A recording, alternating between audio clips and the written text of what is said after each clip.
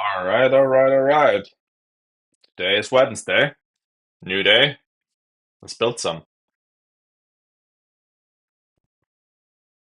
So I think yesterday was not a streaming day. That doesn't mean it's like nothing happened, right?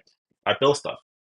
So what we did yesterday, even though you couldn't tag along, was some auth stuff. More specifically, from web to desktop auth. We talked about this a few times, how this should work, and I went through a few iterations yesterday, and I think I managed to get it to work. Time will tell, but it's good enough for now that we can leave it. But the way it works is, let's see if we can draw this up. The way it works, we have our website. Let's make this slightly bigger. And website uses Max.js plus Clerk. If you don't know Clerk, and you're someone like me who can't code for, excuse my language, but shit, Clerk is the saver of savers. It's your authentication in a box. Everything you see here comes pre-packaged, plug and play off the shelf. It's literally one-liners to get this working throughout your application. It's so simple and so well made. And they just raised Series B. No surprise. This is really, really, really good. This is the way it's supposed to be. This is how you make software. That's good.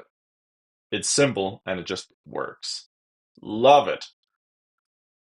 And they allow us to not think about auth for the most. And with that, we now have a website. We can just let's bring it up and run it.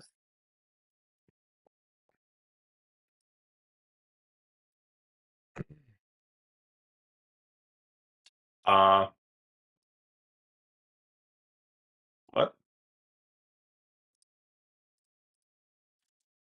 We had a website earlier today. I guess we still do. Um, this is all Next.js. This up here is Clark. Handles our authentication. If we're not signed in, we can render a regular good old button. Click sign in. We go through a sign in flow. This should be centered. It's not. We'll figure out why later. Actually, we'll figure that out right now. Um, Sign in page. Let's go check it out. Why are you weird?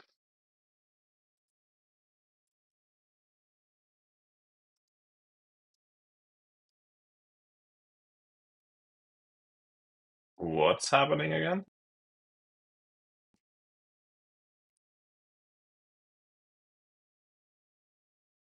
Hmm,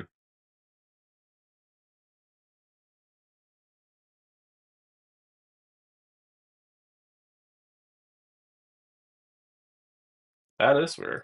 Anyway, this is Clerk. We can sign in. This is this is them doing everything. This is their component as well. We don't have to do anything. We have profile, we have security. You can see which devices we've been signed into. Electron, we have like this device. It's brilliant. We can update the password. We can change user profile pictures. Add our name. Really, really good. Absolutely love it. And they did something that's even more cool that we have to implement. They implemented Google One Tap for Clerk. Hopefully there's okay, it's in the newsletter or something like this. Have this on your website. So simple. Sign in with Google. continue as Michael, continue as me, continue as Danny, and you're good to go. It's literally sign up with one button. So simple. The fact you can get this out of the box as someone who can't code and just like it works, looks beautiful, couldn't be better. So 10 out of 10 would recommend Clerk. We have Clerk. Clerk handles all our auth. Over here, we have our app.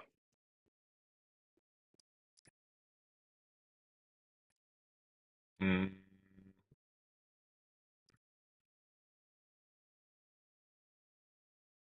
For now, only usable with subscription. Pretty important if we want to be able to charge users. So what we do now is we have our website. If the app is not authenticated, what we'll do is say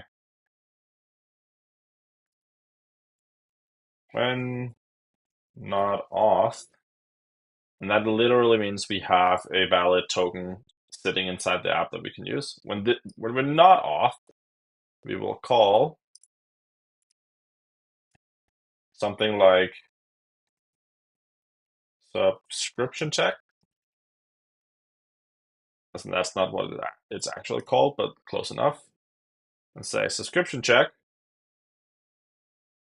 This will check, do we have a valid sub? Oops.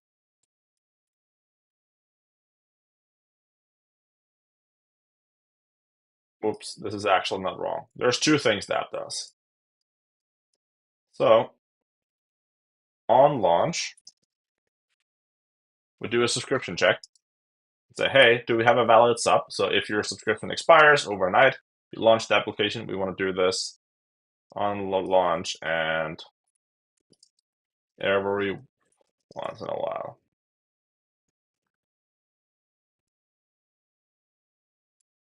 When you're not authenticated,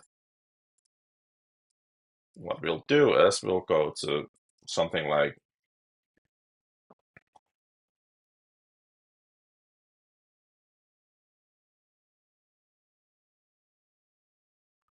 our desktop offsite, and this is a protected resource. This is a protected site. That just means requires clerk auth. So if you're trying to access this site and you're not authenticated with Clerk, you'll go through the sign-in flow, and when you're done, you get redirected to this page. Literally a one-liner to do that. I'm happy.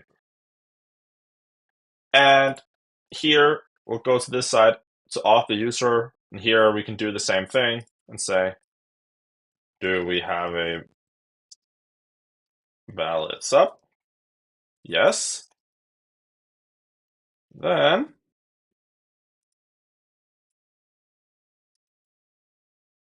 here is your valid token.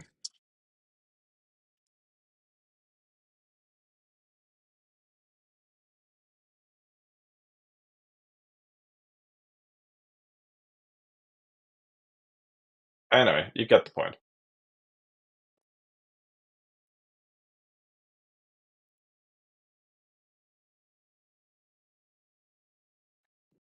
So if you're not authenticated, we go to this website, and if we have a valid, here's a valid token, and we will ping back to the app with a good old protocol link and just say, hey, our location, Asia, equals our application protocol handler, which we registered upon installation. So whenever something verbu :/ is called, we'll know about it, and we can say magic data passed to app, and we are happy.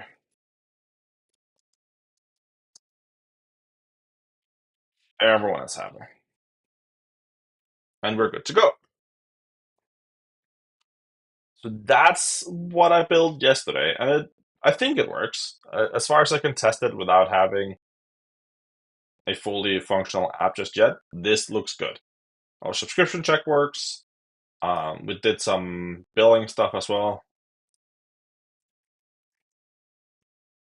Billing stuff. We use Stripe for billing, like most platforms do, and we use Clerk. Clerk has a user ID, which is unique, and we can pair that up. Let's call that C. Clerk user ID goes to the customer in Stripe,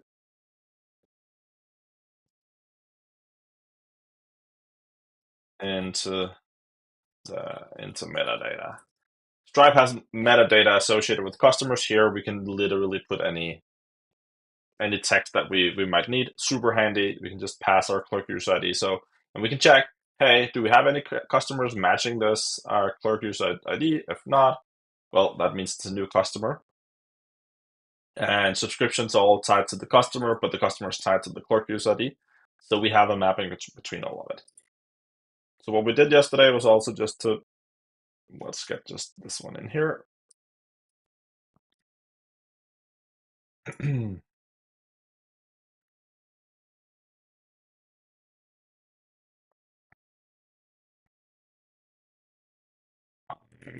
Subscribe.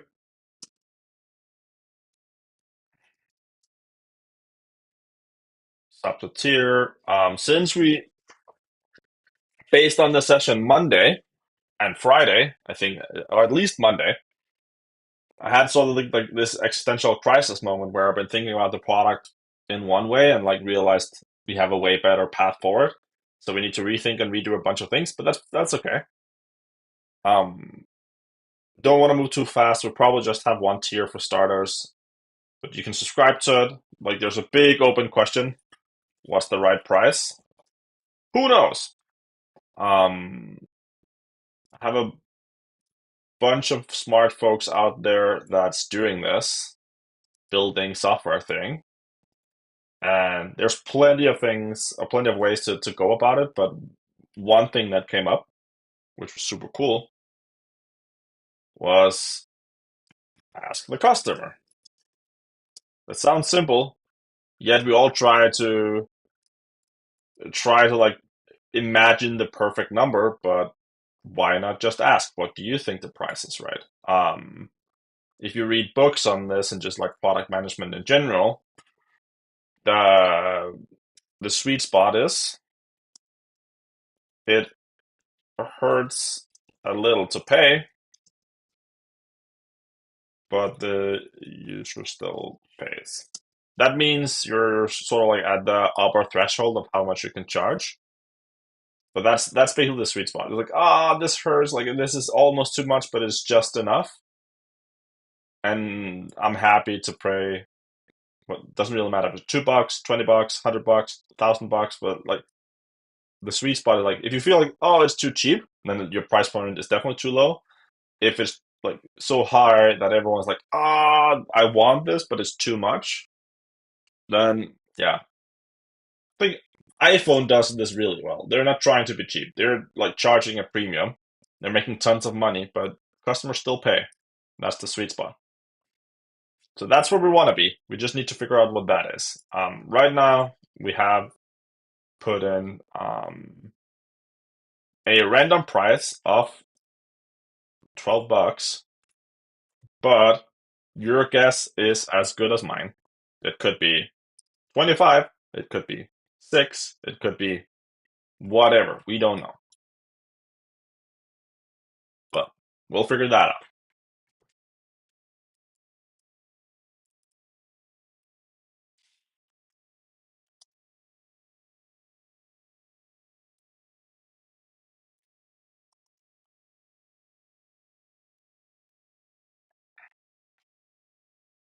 This is the pure guesswork.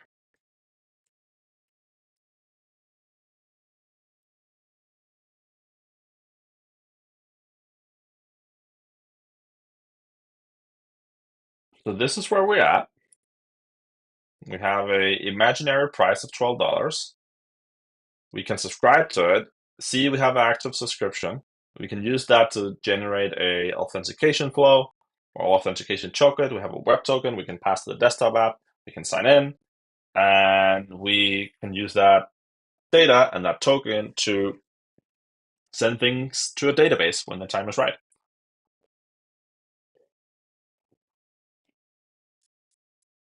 So today, I think we can get rid of this. This is from last time, or we talked about, well, what was it? Exponential, moving exponential averages, I think, or exponential moving average. Is it exponential moving average? Exponential moving, yeah, exponential moving average, which is a fancy word of smoothing out numbers for the chart to be more even. Maybe this is simple oversimplifying it. I'm sure there's other applications for it, but if you have a chart with a lot of like a jagged chart and you do a exponential moving average, as far as I understand it, you'll get a more smooth chart. And the reason we're talking about this was last time, and what triggered our sort of existential crisis was we had this idea of an application. We can actually see the old idea. It's still here on our site. Here, we're building an app that makes your English verbal skills way better. And I had this, my first major iteration was just focus on the grammar, focus on the fluency, the pronunciation, intonation, vocabulary, etc. And for better or for worse, someone beat me to it and launched this, and they raised a seed round, and they are on paper off really well. And as sad as it might be that someone beat you to it and launched almost a carbon copy of the idea you had in mind, what this enabled me to do was to try a version of my idea without even building it. And that saved me days and months of time. It's fine to have customers, but like trying a almost one-to-one of my own idea and seeing it actually doesn't really change a lot from my English was eye-opening, because I thought I had this genius idea, but I realized it's not as good as I thought. And what this lacks, the workflow for this, I imagine, was like record your calls when you're sitting on your laptop. It'll just record your microphone, so there's like no privacy concerns. I have a working prototype of this, and we can get all this data, no problem. So we almost have this. The issue with this is post-call analysis. So let's say you're streaming like we're doing right now, or you're sitting on a 1 hour long call, and you've been screwing up continuously over this call in multiple ways. There's ways you can improve. You might be speaking too fast. Your clarity might be low, or your fluency, or um, like you might have a lot of filler words. You might be swearing a lot. All of this, like you'll only know after the call. And while it's good to have that in numbers and say, in this 1 hour long call, you're swearing 26 times and you're speaking too fast 80% of the time, because it's post call, the chances of that actually moving the needle for you is rather low. At least that's how it works for me. And while I would get like to get better on my pronunciation, like I'm not gonna really go back and rehearse as much as I thought I would. In fact, I haven't done it at all in a serious way. So what happened Monday, as we're talking about this on stream, and if you heard me speak about this before, sorry, I apologize. We're repeating ourselves here. But if you haven't, what happened Monday was There's this analogy between what we're trying to do here and what people who are into exercising get from wearing a Apple Watch or a Garmin watch. The equivalent that our analogy that we came up with was this is like going for a 1 hour long run. You hit start on your watch, you go for a run, you run for an hour, you come back, and then your watch tells you how you did. That's basically what this is doing and what they're doing. And the experience that we're all used to from wearing a watch when we go for a run or for a bike ride or whatever it might be is to get feedback as you go. Is your heart rate too high? Is your cadence right? Like, what's your pacing? Um, that's way more valuable because it allows you to course correct immediately. So in the weekend and on Monday, we build a prototype of this, and we have it here. Um, you can just run it. I'll bring it over to the main screen. And this will listen to our microphone. It will calculate our words per minute as we speak. It will check for filler words. What we added on Monday was also the ability to check for acronyms. If we swear, use profanity, it will flag us and say, hey, you're not allowed to say fuck. All these things.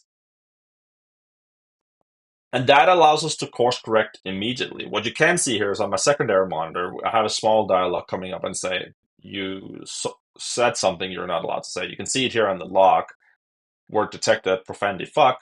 If I say like and you can see that's showing up here as well. So we can nudge the user in real time and say, this is not as good as it should be, or you're not as good as you should be. You're speaking too fast. Like the sweet spot for speaking is somewhere between 120 and 150 words per minute. I know I'm a fast talker sometimes, and I can actually see that right now, that my comfortable pace when it comes to speaking is slightly faster than the recommended pacing. So I need to dial my pacing down and speak slower if I want you all to understand me. Super helpful. I have zero chance of becoming a better speaker if there's nothing nudging me in the right direction. And Monday we turned this on, and I immediately started course correcting the way I speak, using less filler words. I'm swearing less, and the impact of this is profoundly different in a good way compared to recording myself and seeing a detailed review of how I speak, like like minutes or hours after I'm done speaking. The real-time feedback is far more valuable, and that is interesting. So that's what we're building. But that also means our design is sort of not useful anymore. So we could go back and revisit that today. There's a few things with this that we know we need to go fix as well. There is things like if I take my AirPods out and I switch microphone, this relies on media recorder if you're a coding nerd, and media recorder out of the box does not handle this. They just plug into one audio device. This also leaks, I think, over time, and we start struggling with some garbage collection. And there's a few other things that's going on here that we definitely need to look into. The easy fix might just be to detect when I stop speaking for a second and just like pause, stop everything, and pick it back up when I start speaking.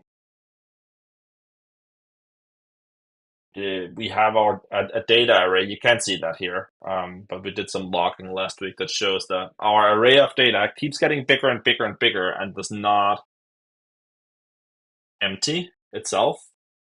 as it should. So that's also leaking somewhere. But as a prototype, this is definitely good enough. Now the real question is, like, we're down to a bare bone, super simple app.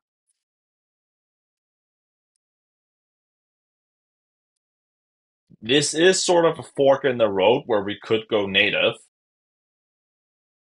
I I'm not good at JavaScript and TypeScript by any means or measure, but I'm even worse when it comes to writing application in Swift and Objective C, and I think my biggest strength might actually be to write this natively on Windows. I'm fairly confident I can do that relatively quickly and provide a better experience than most. But anywhere else, I don't know. So we need to figure out what we're gonna do about it.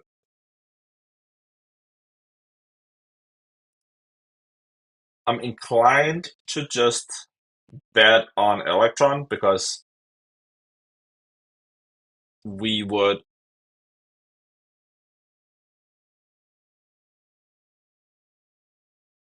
we would get cross-platform for free, which is a big win. I've gotten used to writing things using Tailwind, and I'm faster than I was like a few months ago. So it definitely feels more of a comfort zone. And there's more JavaScript developers than native, I suppose. But JavaScript is also like the Wild West. It still freaks me out. And what I'm terrified about is if we enter into a corner of things where native APIs is more useful to us, and we would have to write wrappers for that.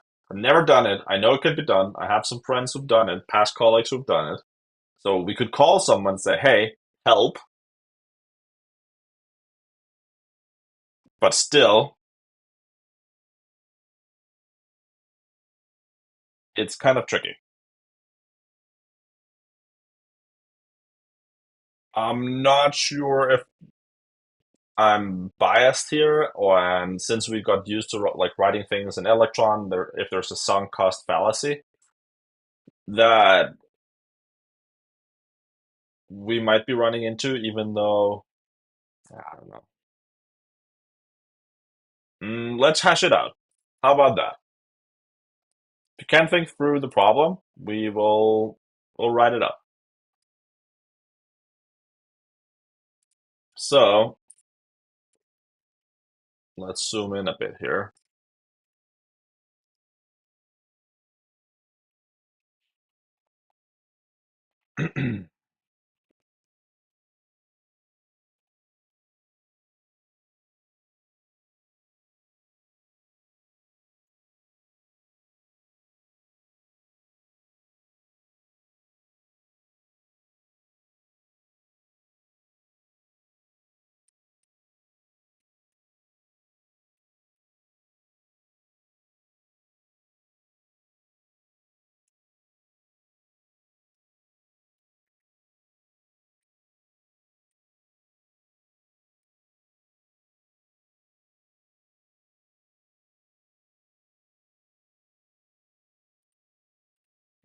Native.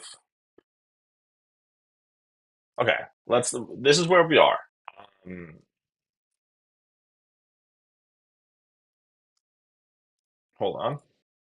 Electron. We got cross-platform for free, almost. Like there's some things that's specific to the platform, but for the large majority, um, we have. Hold on. Let's turn off our app for a second. Okay,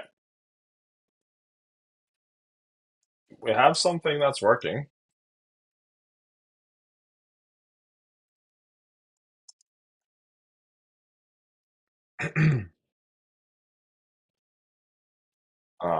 There's a large ecosystem,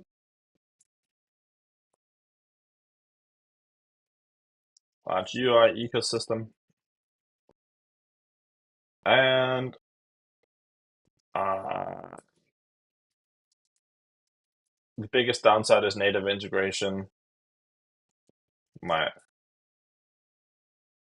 is tough for us. Not saying it's tough for everyone, but for us, it's not easy, especially if we have to go to more low-level languages, like doing this in C or something. That would suck. Um, we um,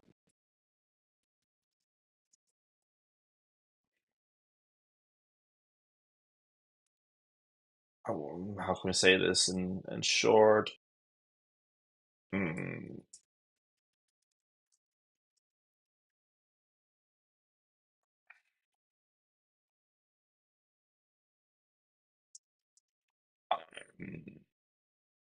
and then I think there's one thing that we haven't talked about it at all, but Apple Intelligence.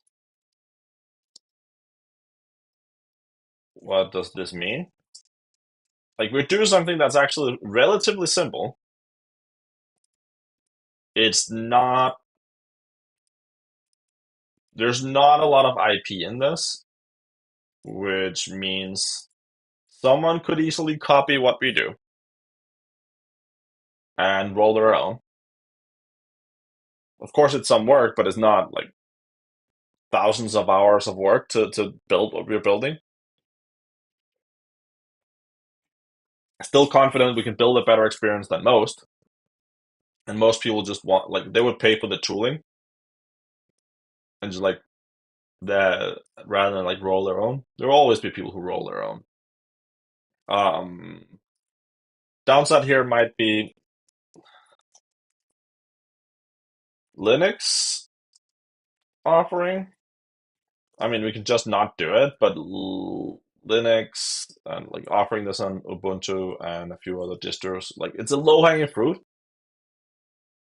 There's, I know this from my past, it can be a minefield when it comes to support. Like there's so many like distribution specific things which like that we might want to handle or have to think about.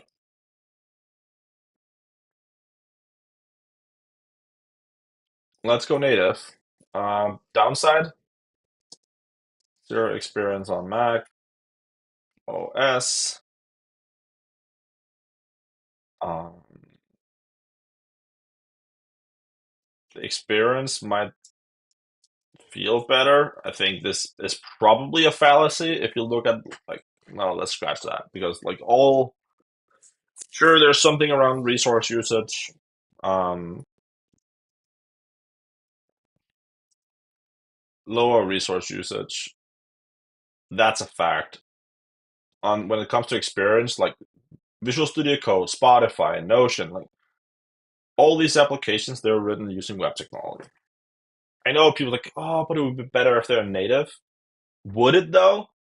I'm not so sure. Would they use less resources? Yes, but using web technology, you are able to express yourself in a clearer or more like individualized way, like easier, I suppose. Um, so I'm not convinced about the whole native is better in terms of like just experience. You can do a lot of the same thing using web technology. There's like some little stuff that you can that's easier when you go native, but for the most, it's probably faster actually to do it in Electron. Um, Users might appreciate it more.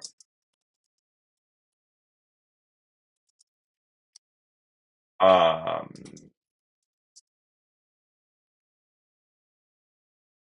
Easier to like integrate into the OS. Like the tray icons up here is a good example. Like it's well documented on macOS, like how to actually do this. Well, if you do it on Electron, it's a pain in the butt. It can be done. It's definitely doable. Um,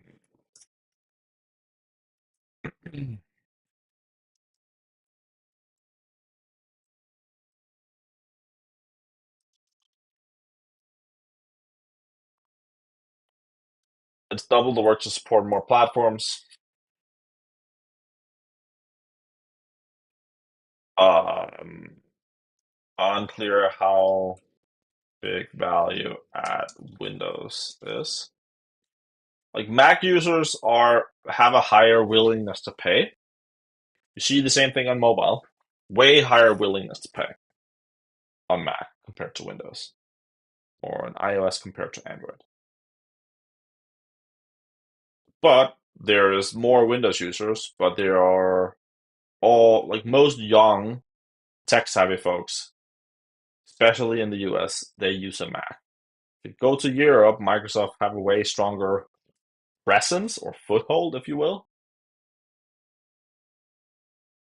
But since we're now selling software that works for English folks first as well, um, this is not like if we wouldn't support Windows, it's not the end of the world.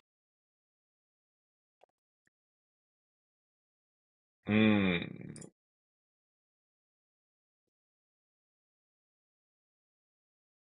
I think this here, Apple Intelligence, like it's unlikely that Windows will do anything like this compared to like what Apple are doing with their chipset. Sure, they'll integrate with like NVIDIA and that you can do things great, but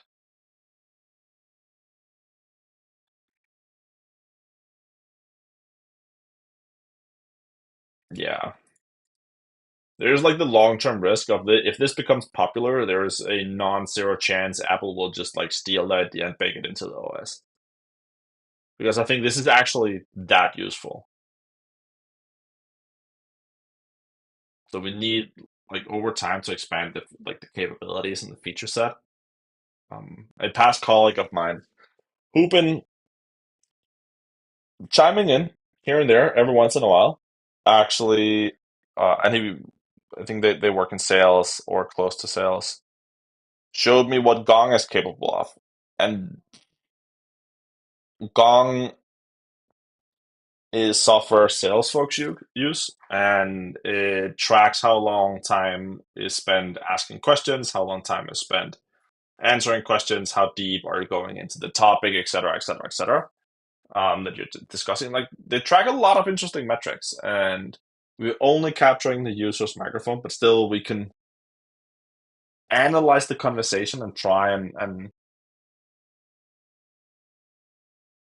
paint some interesting metrics around brevity, etc. as well.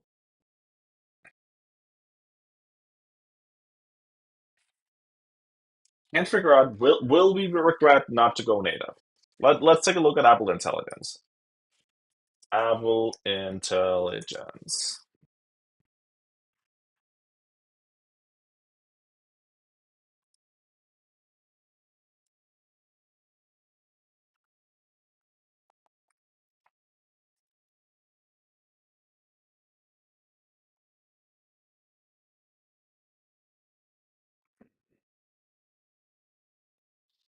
Writing tools, Gen AI, or large language models to just help you write better.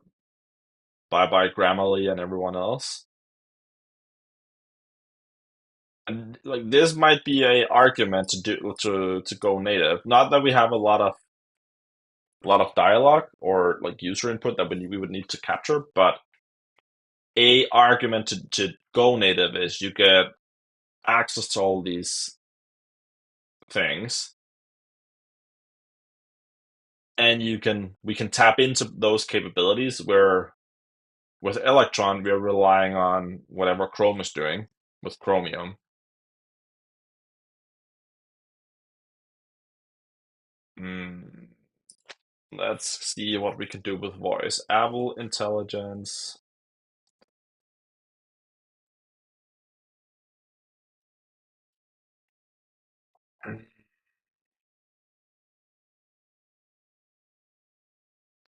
Siri kit.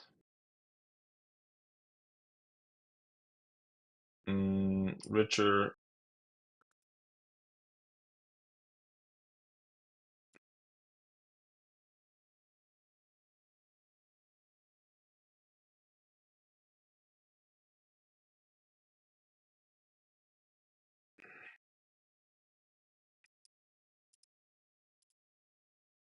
I feel like the first iteration, I saw the announcement, WWDC.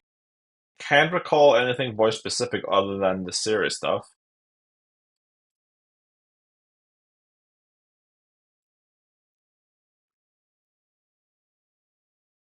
but it's a matter of time.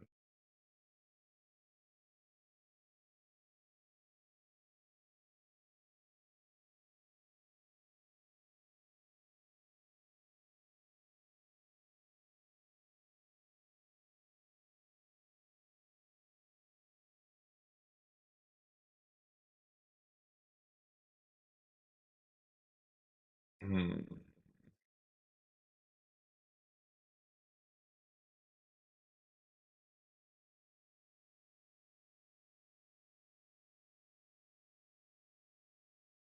And the model that we're using in Electron is also supported natively, which is great. So we can transfer the capabilities one to one. Um, oh, and there was someone doing Whisper Kit. Let's check that out. I saw that not too long ago.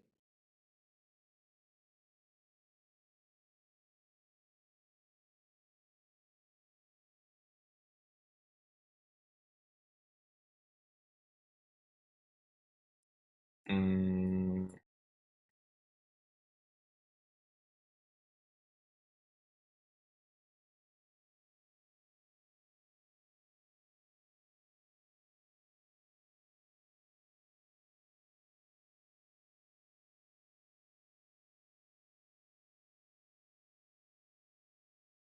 I think they had a website. This? Let's see if we can find it.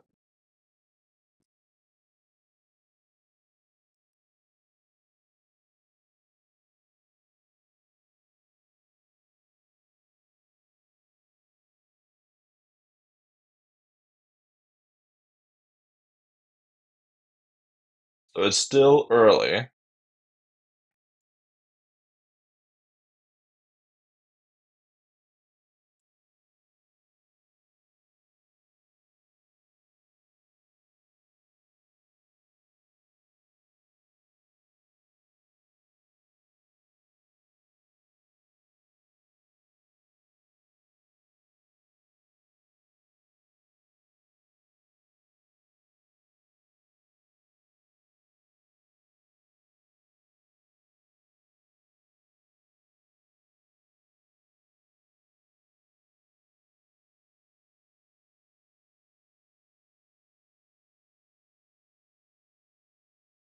Hmm.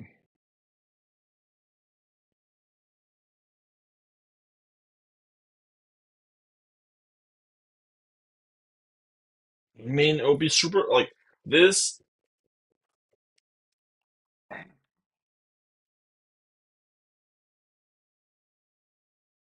This would allow us, in theory, if to like get an iOS app running as well, and you could do it like you'll do it locally on device, right?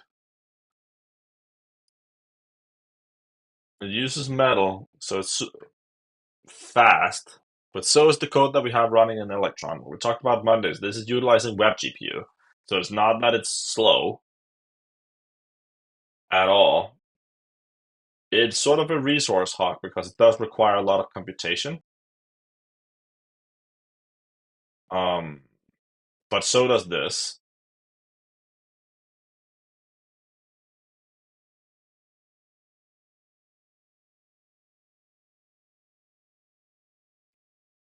Hmm.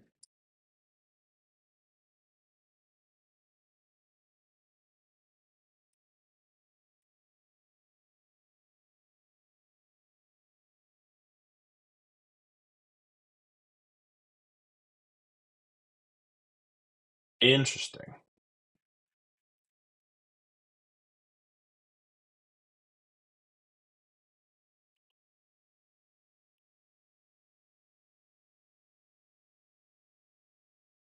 Mm.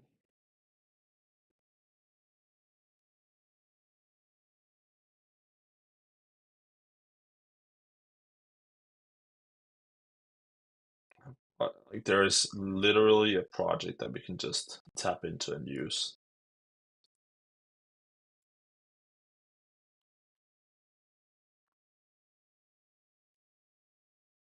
Biggest downside then is we have never ever written anything in Swift.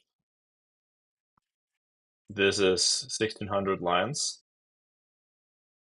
Great. But I'm sure we can figure it out.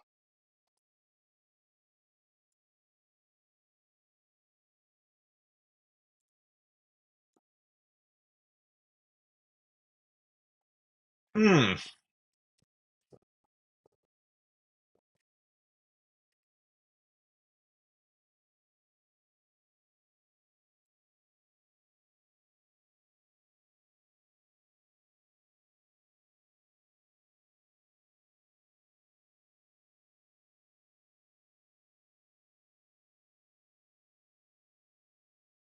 Wonder if we can stream to it.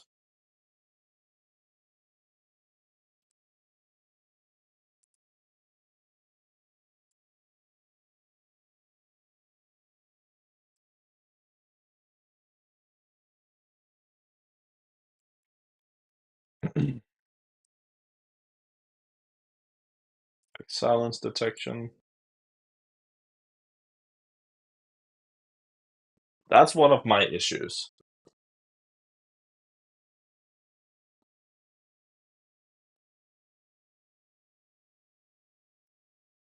right now.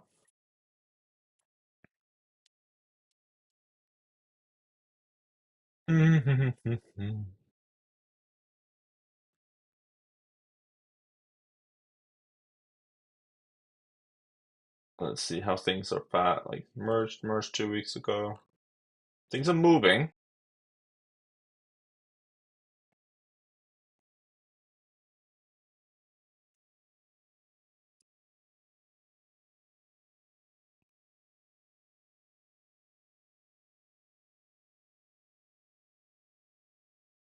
Actually works on Vision OS as well.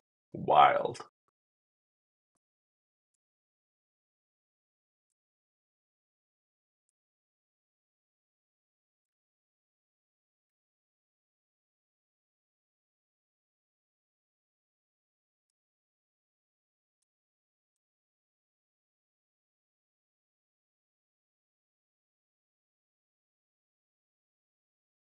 But what terrifies me is the Windows stuff. Do we need it? And then the fact that I have zero to like basically zero experience writing native apps.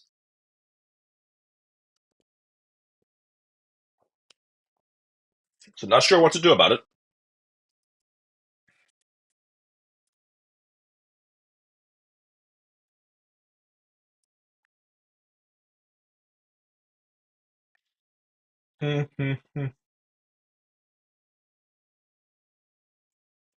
I suppose we do a POC of the Electron app. Like we're so close to have it working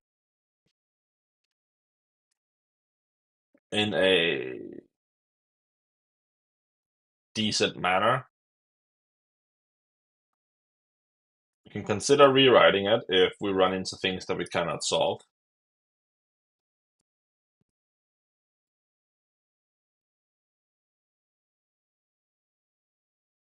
Because I realize this might be the sunk cost fallacy, but it's a small app. Rewriting it later is doable. Let's just check. Are we painting ourselves into a corner with using things like iOS, or sorry, with using Clerk?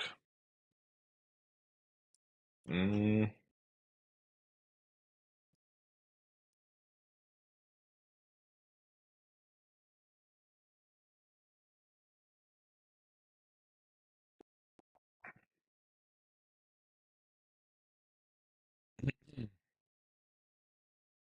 so they're working on it. See, clerk, docs.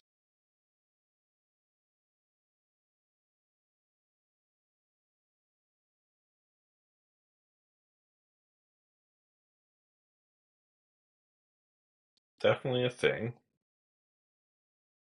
for most platforms, but not natively. Um, Clark using native app.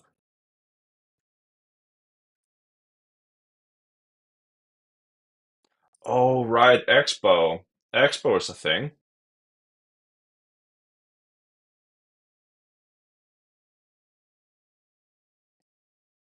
What is Expo?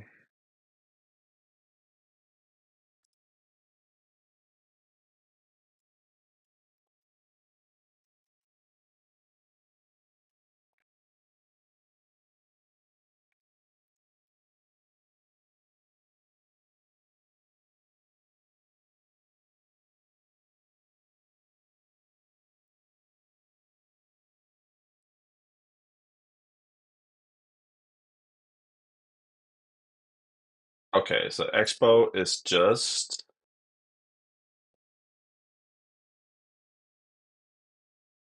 like your initial anthem runs with React. Okay, so it's just a wrapper? What is this?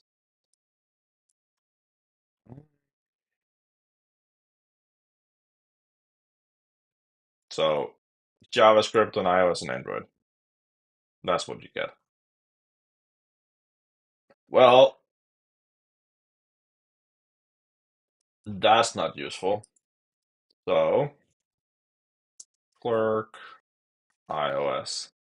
Android, I'm willing to forgo. That's fine. We iOS support.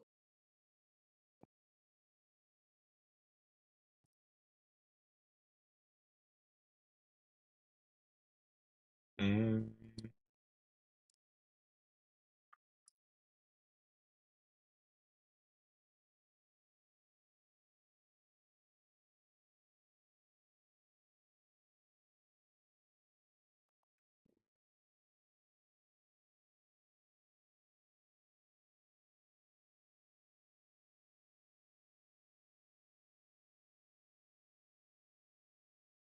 okay.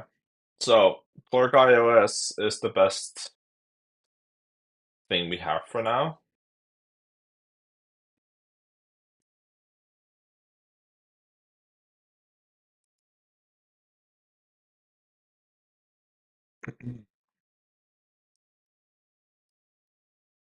So they're hiring someone to help build this. So it's probably some way out, but it's also coming. Hmm, this is super early.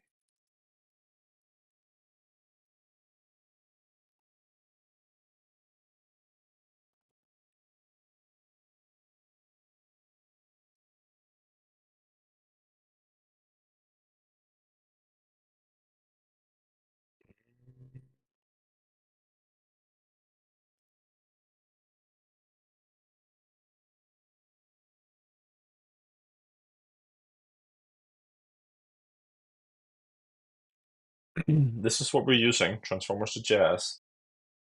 Very appreciated library,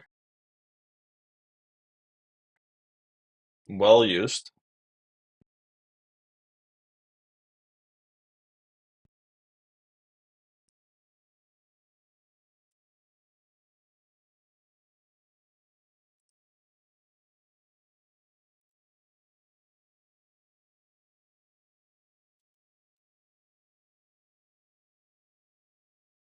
What's the thing called? Is it this one?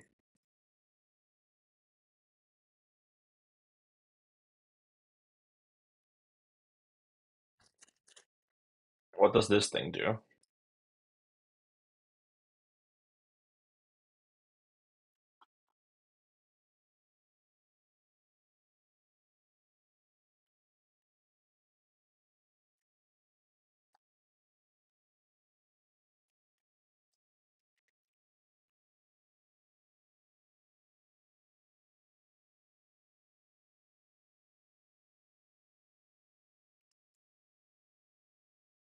Mm.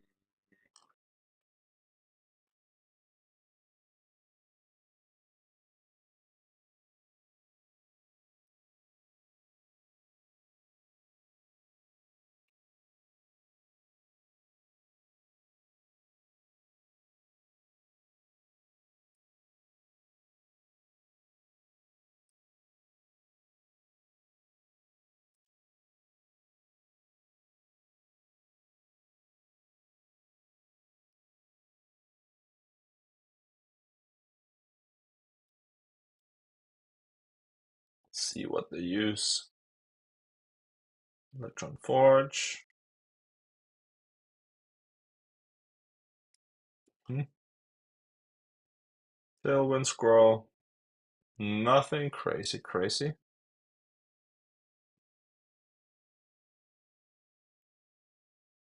If we can figure out how it works.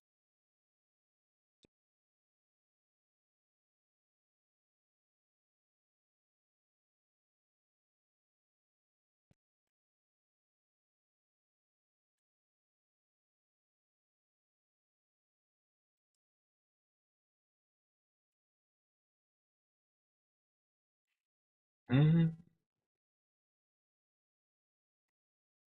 Winston is just writing logs.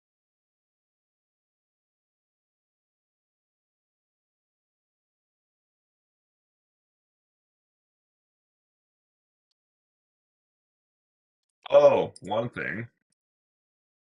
Uh, self-managed updates.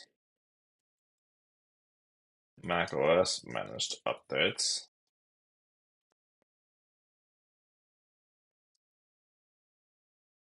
So, here's the thing. Oh, I have to think. No, it's okay. This is a pain in the butt with Electron. We have to manage our updates ourselves and then like have that sitting in the service somewhere that can like provide updates.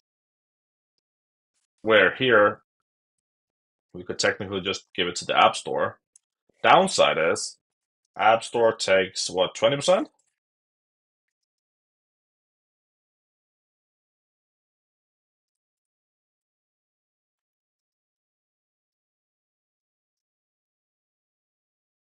Mm-hmm.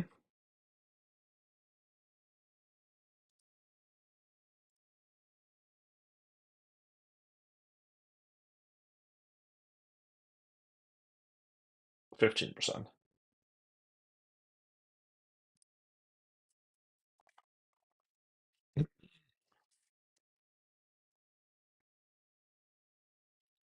Mm,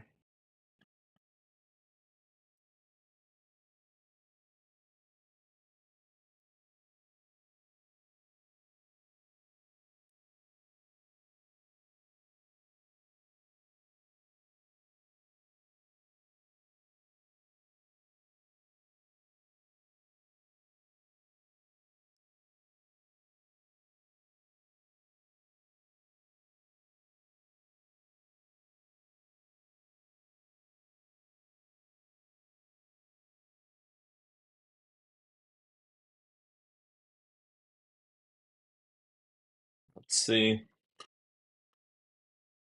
This is their updating logic. That makes sense.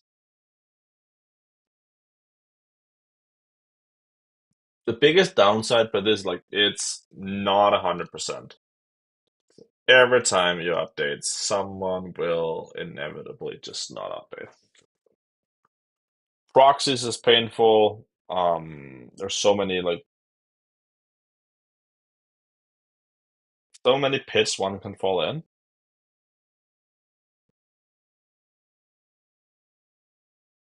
But I'm also biased because I ship this to like millions of users with Slack. So it's like Different. I know. Hmm.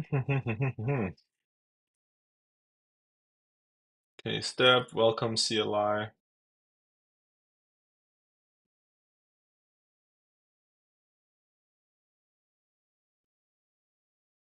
What does install do?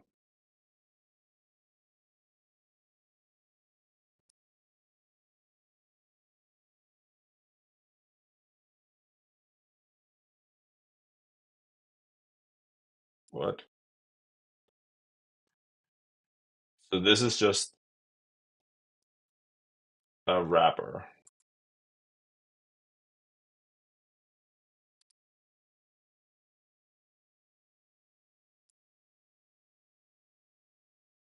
for this.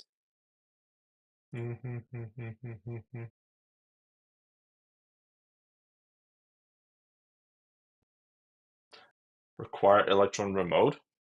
That's never a good thing. How about that?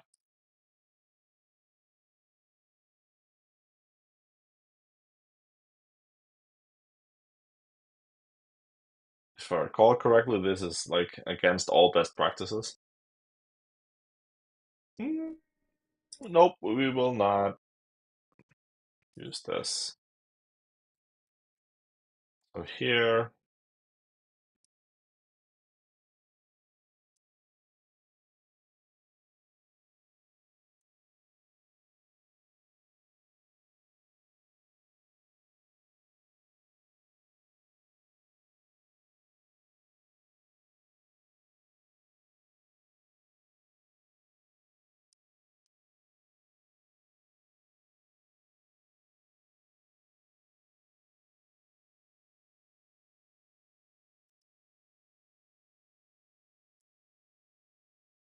so what we're using is sort of like the next frontier of Transformers JS.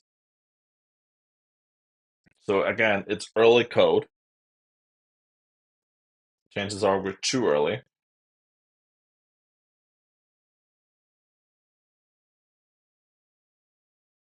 Hmm.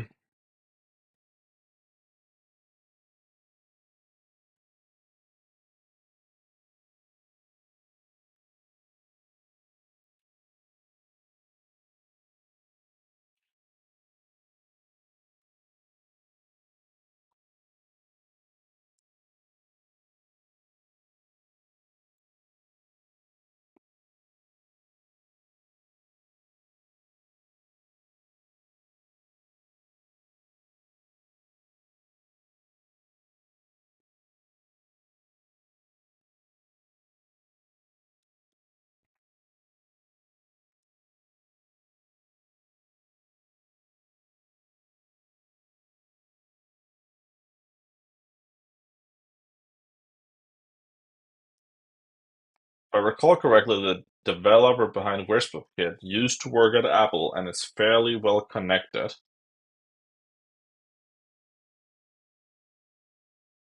Chances are they're building something really good.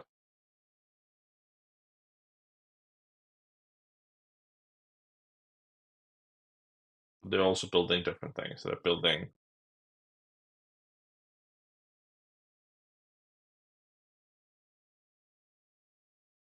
Hmm.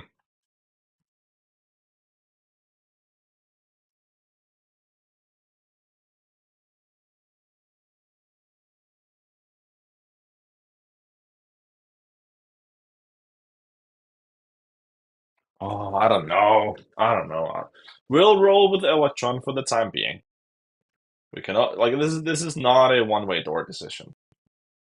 It kind of is, but not yet. And this is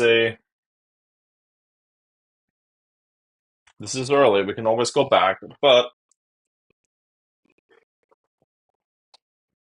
the further we go, the harder it will be to turn around. But we spent time building all of this. Clerk.js does not really work with iOS just yet. So like,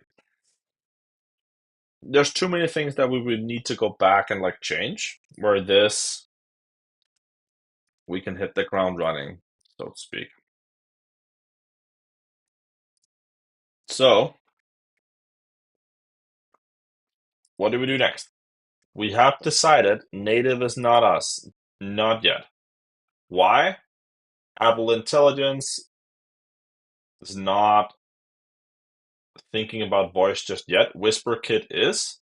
They're doing basically the same as we do. Um, we're just faster. Core ML or web GPU. Mm,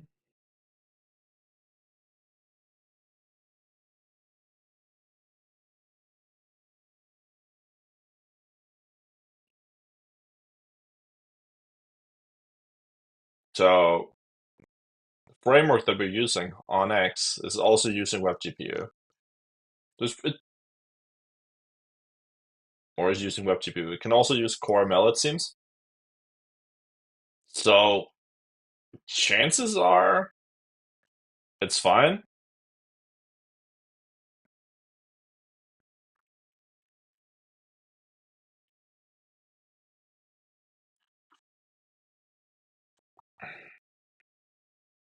Right now we're using Transformers.js, but theoretically we could just roll our own if we're onto something.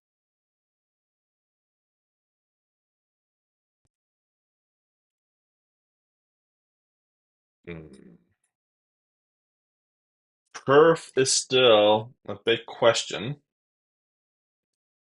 but hey, what can we do? We can only do so much.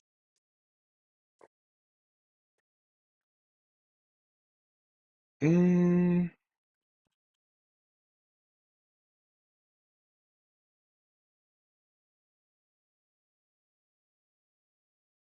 so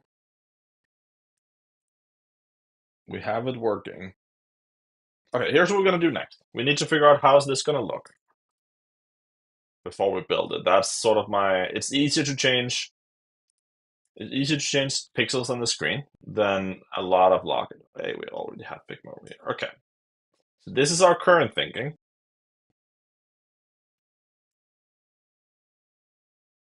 That you're on a call, you're speaking. Can take this and do this and say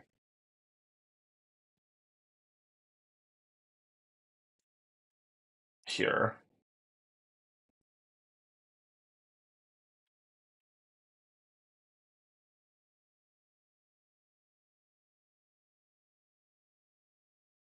This is a calls window.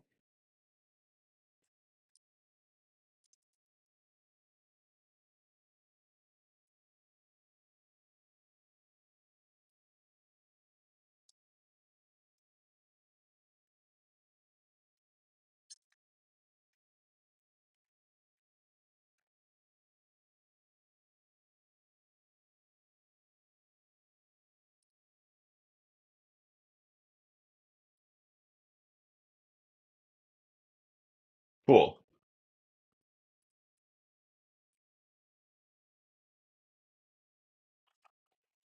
On macOS, our current thinking on design is if we notify the user up here something is going on, if they're on a MacBook, they will look at the camera like this. Let's just let's just draw this in a scala draw. How about that?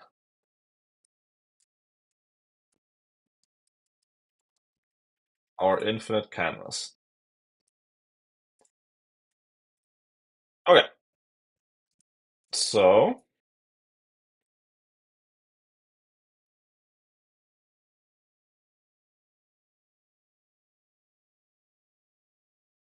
here we have this.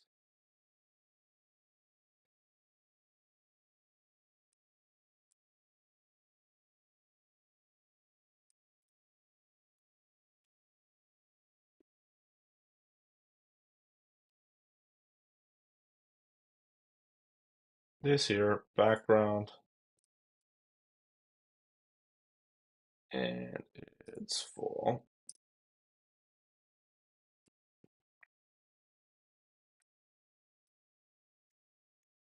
And we will do here, we have a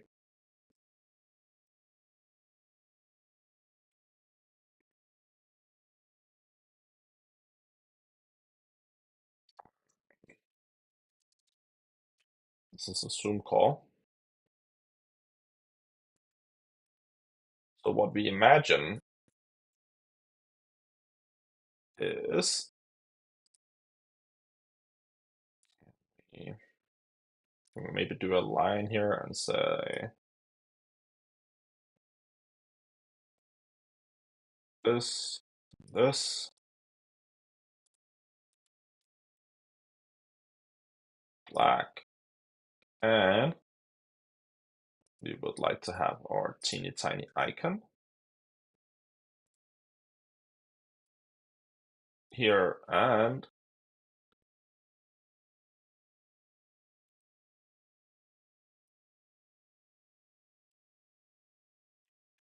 some text.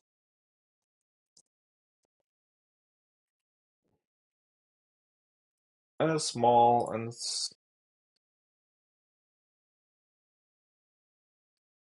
okay. So this is what we're looking at. Let's just pick a color. Green, for better for worse. And green. All right. So this is what we're looking at.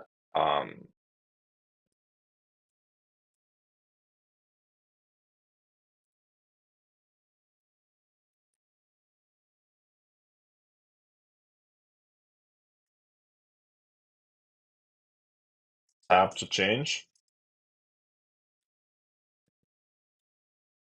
Switch between words per minute, filler words per minute, profanity per minute, metrics.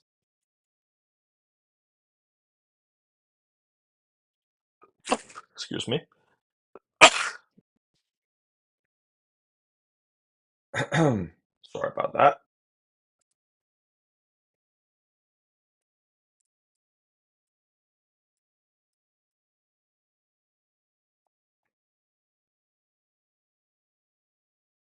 And what we imagine we can do is something like this when the user is on a call.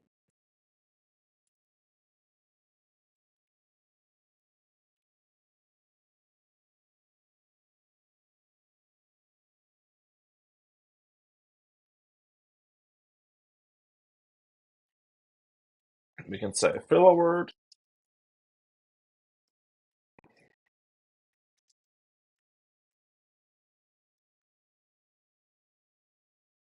and we can say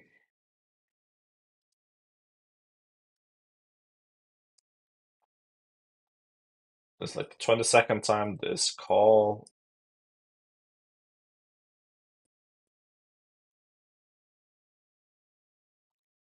Our thinking here is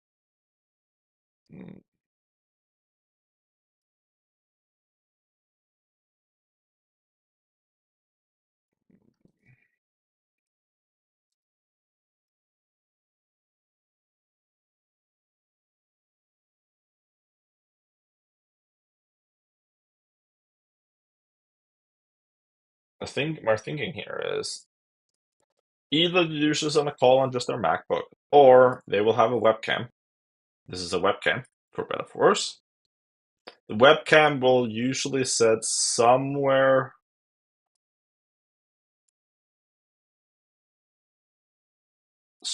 between here.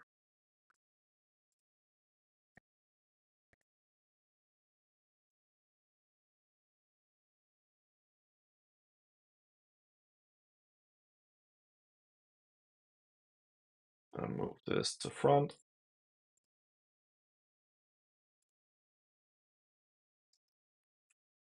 Webcam, unless you're streaming and you have some sort of like funky setup, the webcam will tend to sit here if you're using a dedicated one. So if we utilize the notch in the top and say, hey, fill a word, just to notify, just to nudge and say, hey, something is going on here, fix it. Then the user will look in the direction of the camera and will become slightly more present, maybe. Or if they look and notify, or if they look at the notification and notices it, it will not seem like they're looking away. Like if it will flash in the corner, the user will keep looking away like something is going on next to them. That might ruin the call. So chances are here, the user will see it and we can just show it for like 3 seconds and we're good.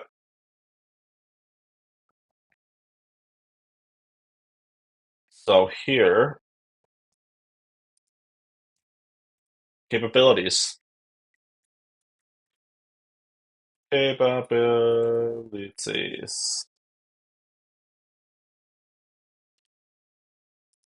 What do we need to do? We'll zoom in here and say this here. Capabilities that we need to do or to add. You can see this because I'm having two monitors and we need to move it. But right now, show small window with as notification.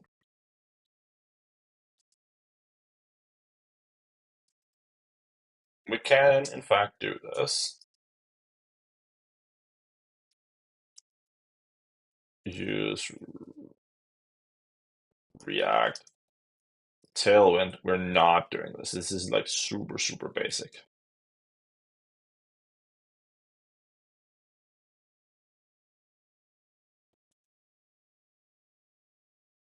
We detect when Paul is running.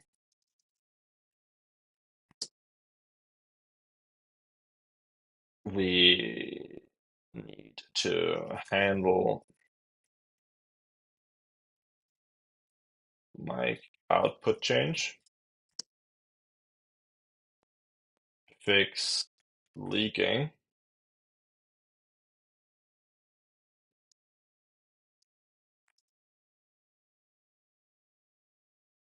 mm,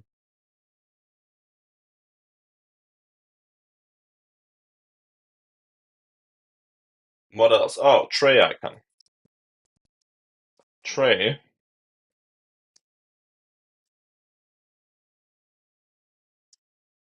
Hmm.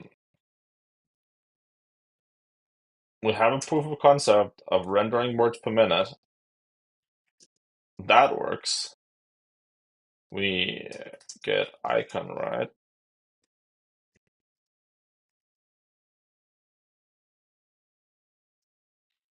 We need to get the icon in the right resolution. We handle different metrics.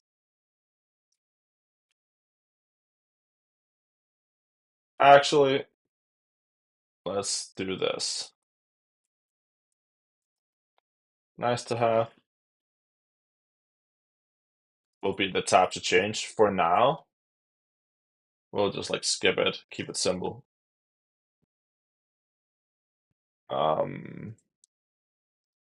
High resolution tray rendering. Right now, our rendering is terribly crude. And then port it all to TS from JavaScript.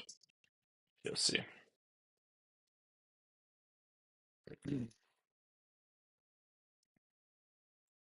Redo design, store, store metrics and backend.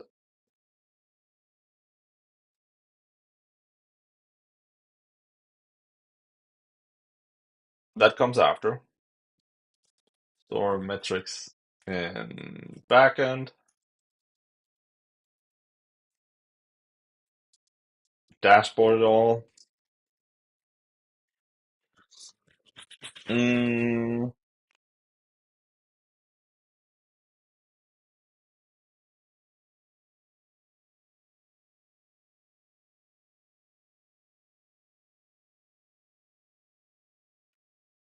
Then we're close, right? Ship it.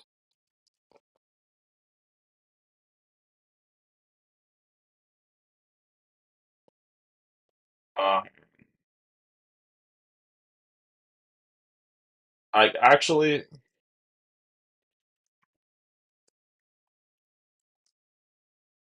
this is like a big milestone because like we don't have like we could store it and we probably should store it and we will store it. But if we can fix this, we can validate with customers.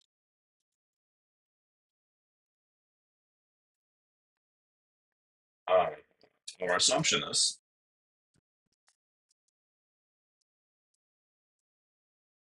customers want,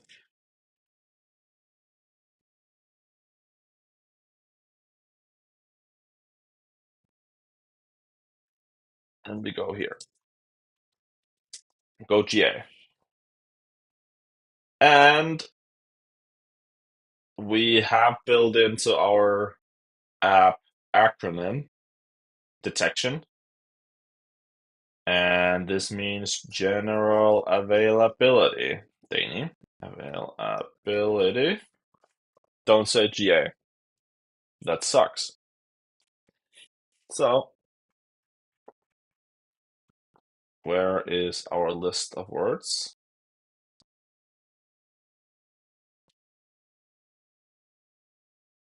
Fill a word business acronyms.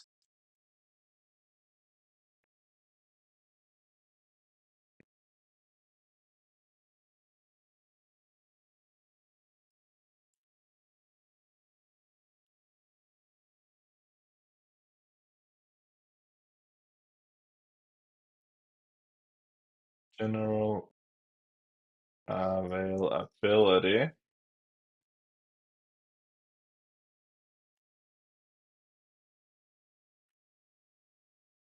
Cool. Stop saying that. This is the cool thing. Like, we literally need this ourselves. So whenever we come up with something or we use an acronym, we will just add it.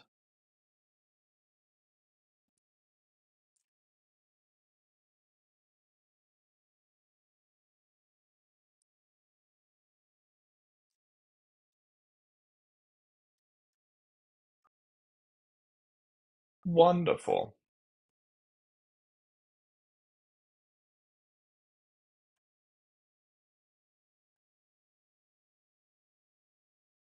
So which is the most fun and most risky?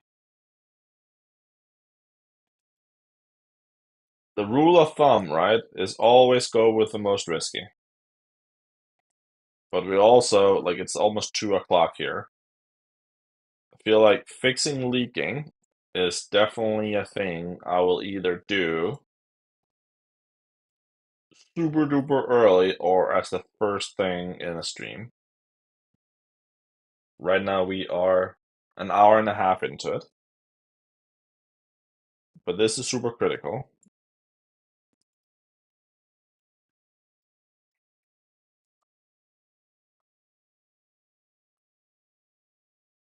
So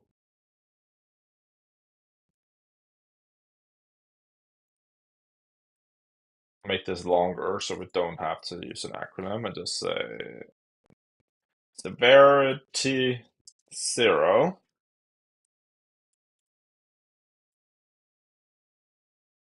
Zero is the worst. And then as the number goes higher, the less bad it is.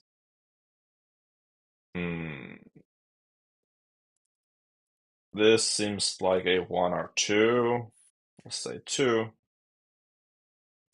Um, definitely biased here. No, let's be real. This is a 1. And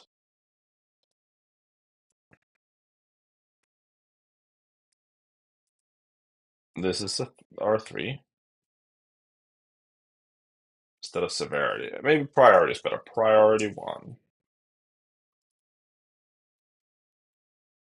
Priority 0.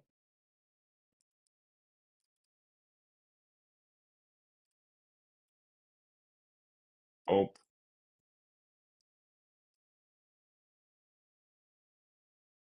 whatever.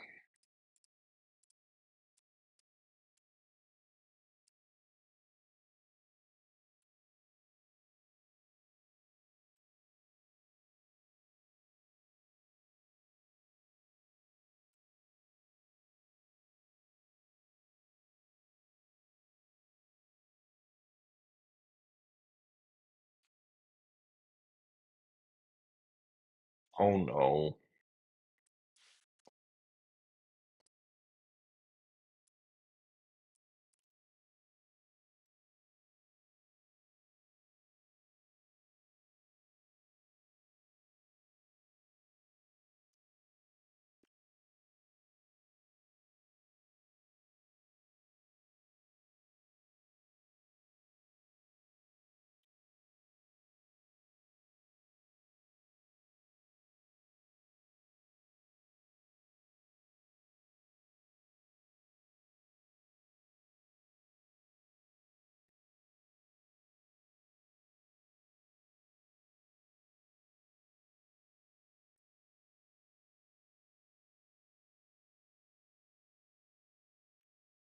Hmm. The design is number two because if we can like design doesn't matter if leaking can be fixed and if we can handle the microphone change. Um, some of the design is needed for the tray icon stuff.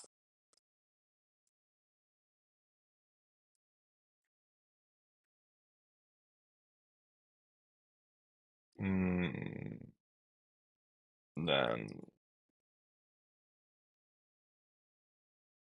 this up here makes it look good. We now know it's possible thanks to our POC, which I can show you. We'll fix that in a second just so we can talk about it. Detect when a call is running. Maybe this is pretty important.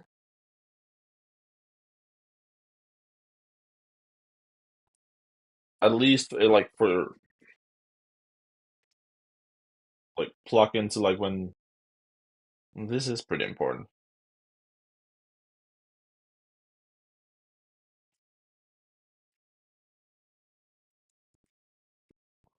Probably call this 0.5. After we fix the leaking, this has to work.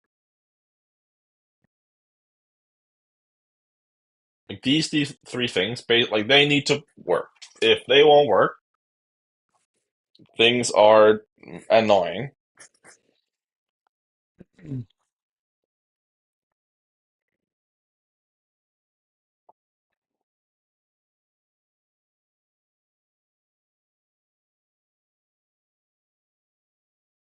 I mean, a lot of this we can just do in our POC, but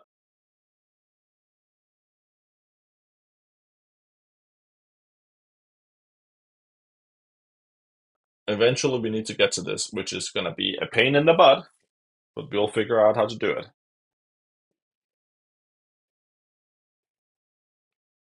That's where I started, abandoned it because it was painful, and now we're back here with our JavaScript app. But we'll get it done.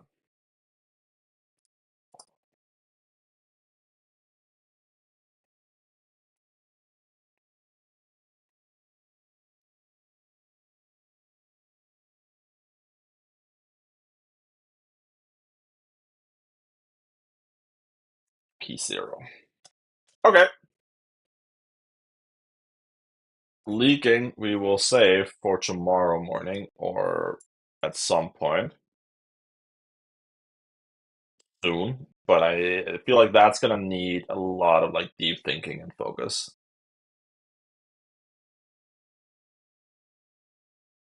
And this also, oh, let's draw an arrow here. This one thing that we want to do here is also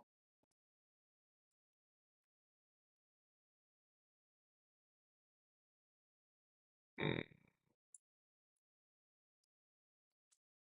Check perf on low end device.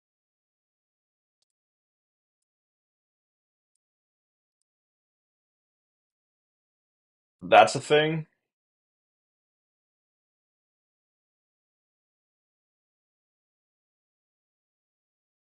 Cool. I think we have a game plan and our work cut out for us. Hmm,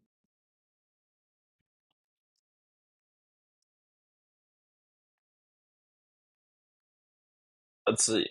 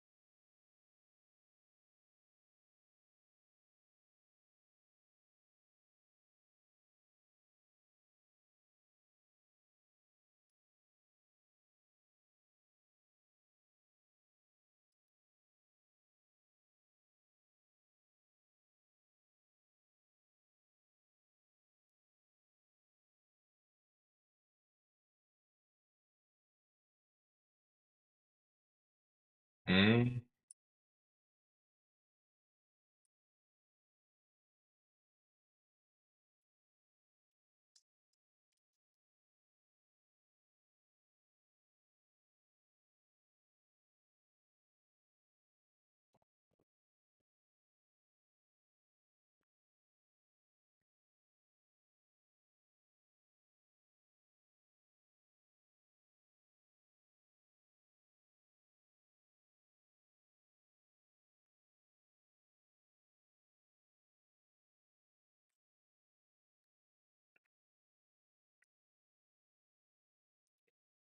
mm.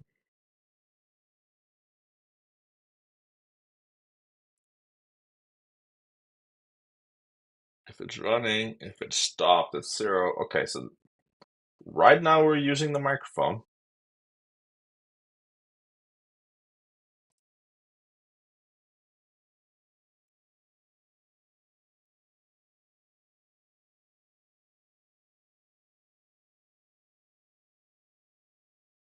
Mm, but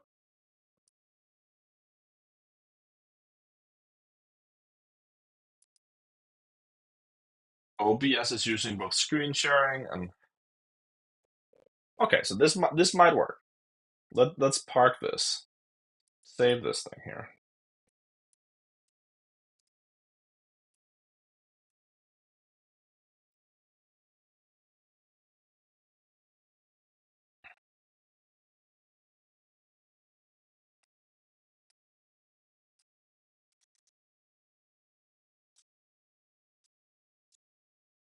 Ideas.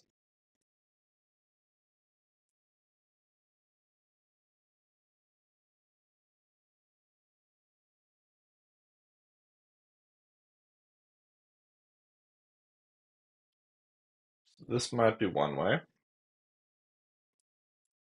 Hmm.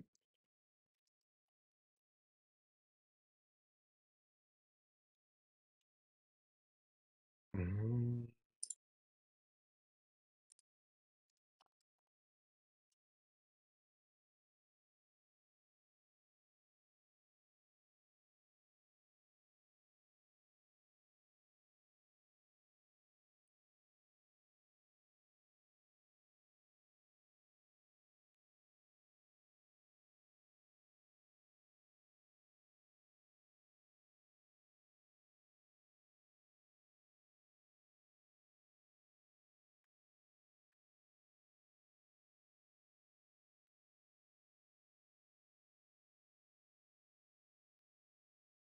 And no other applications are able to do this. But how is a really good question. Um,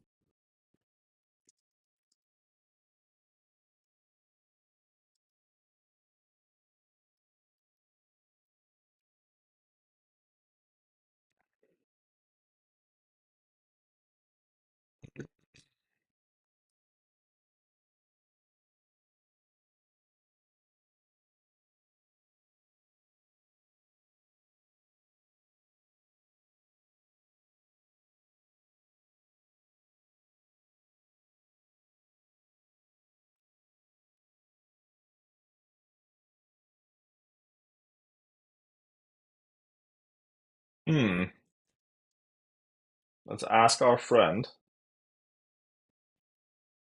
How can I? I'm working on a Mac app and need to figure out if any app is actively using the user's microphone.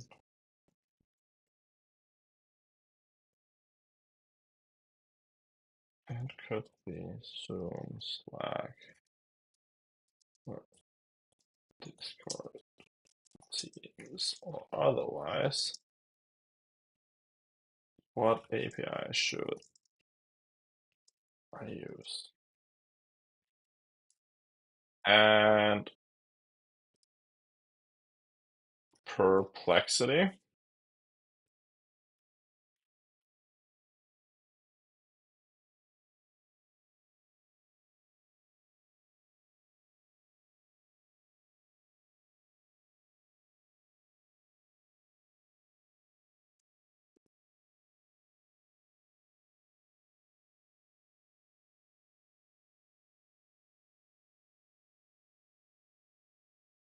Mm-hmm.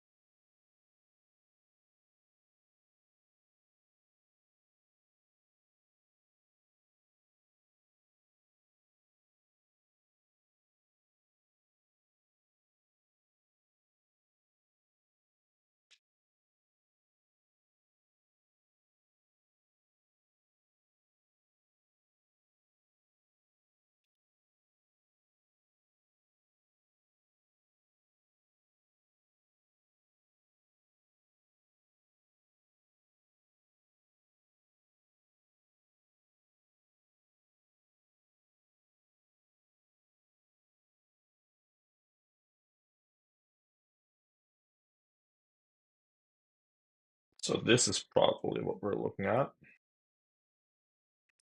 Let's try and check it out.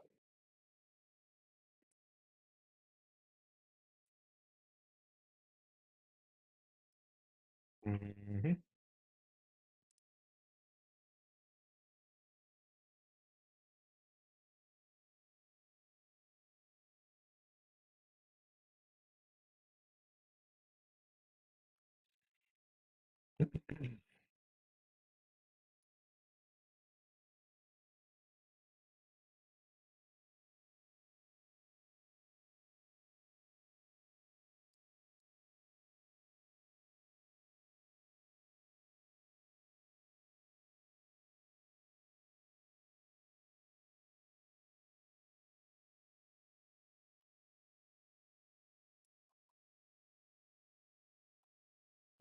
Mm,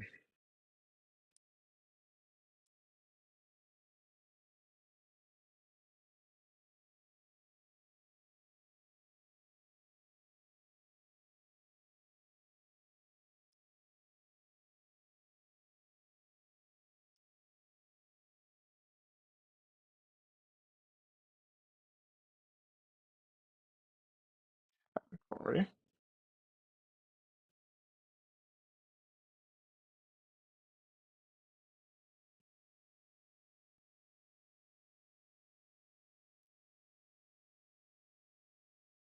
This is us creating an audio session.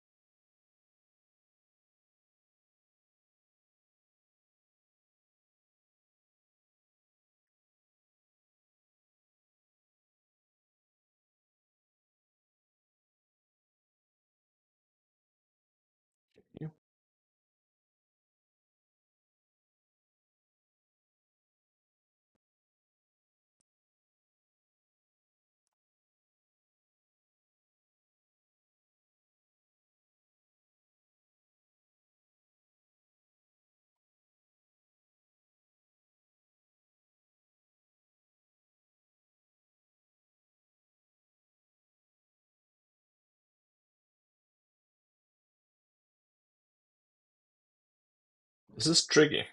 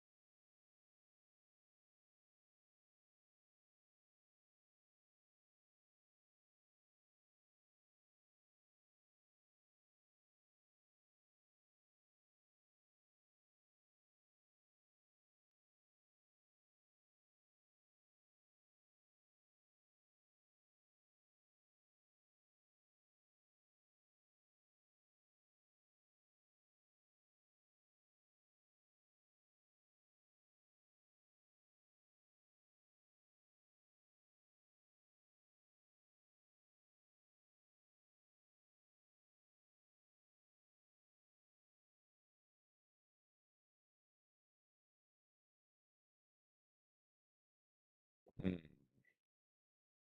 Audio device became active. Interesting.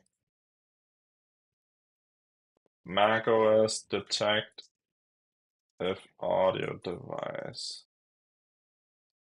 be active.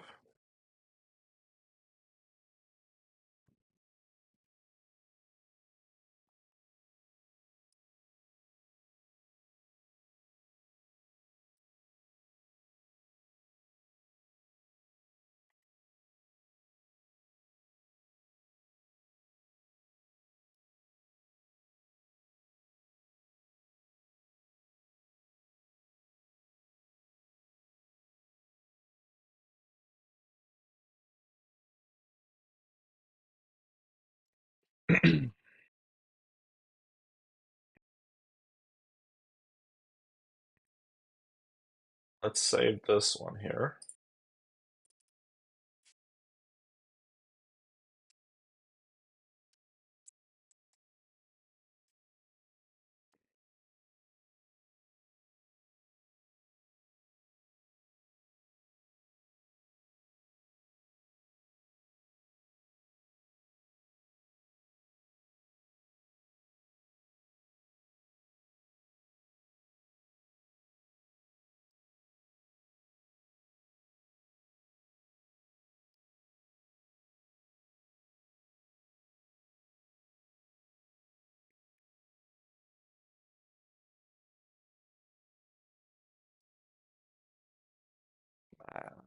macOS video device became active.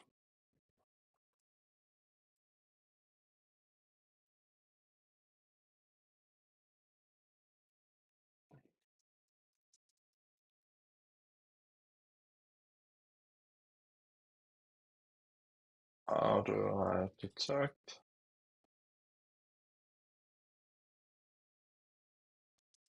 if and what video I active?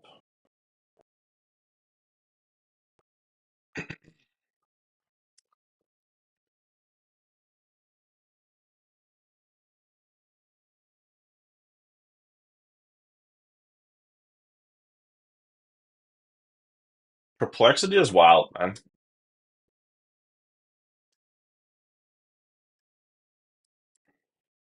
Let's try this with state-of-the-art GPT.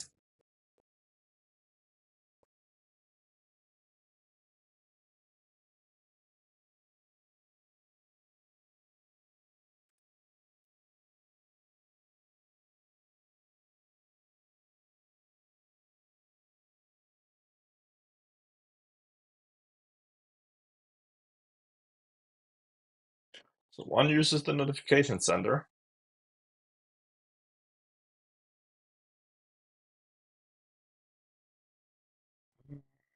Self-selector.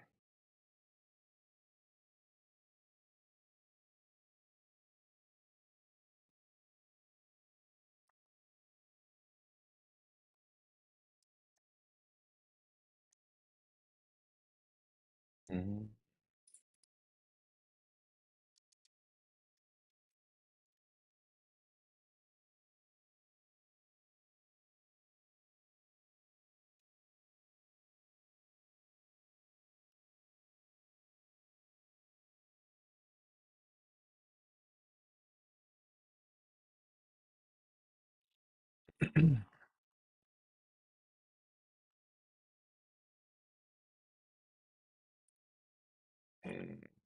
Can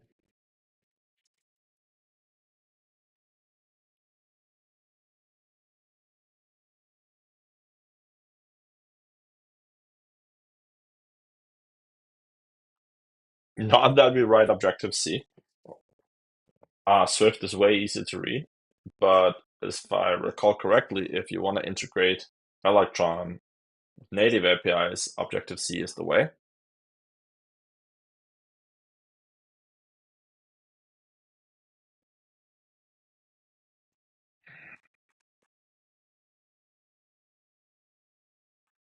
Let's read the Swift version here.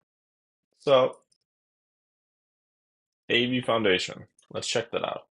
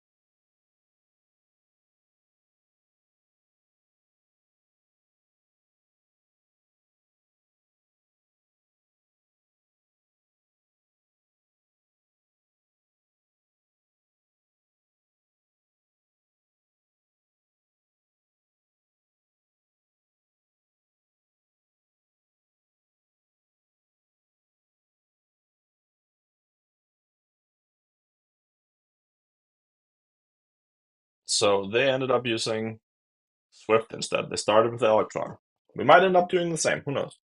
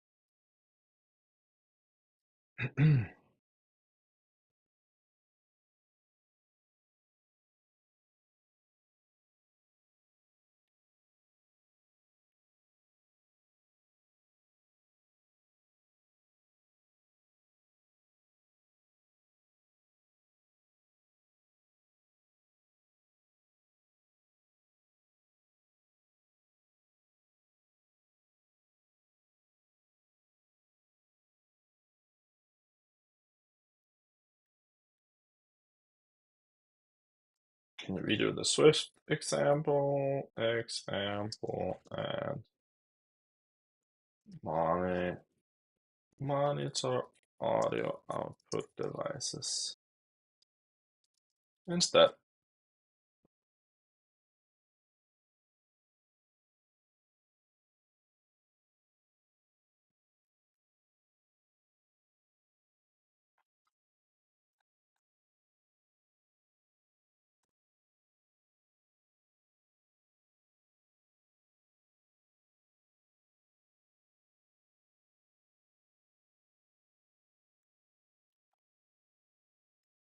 Uh,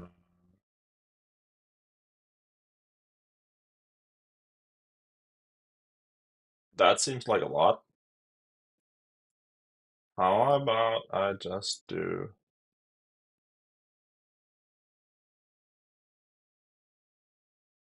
we try one more time.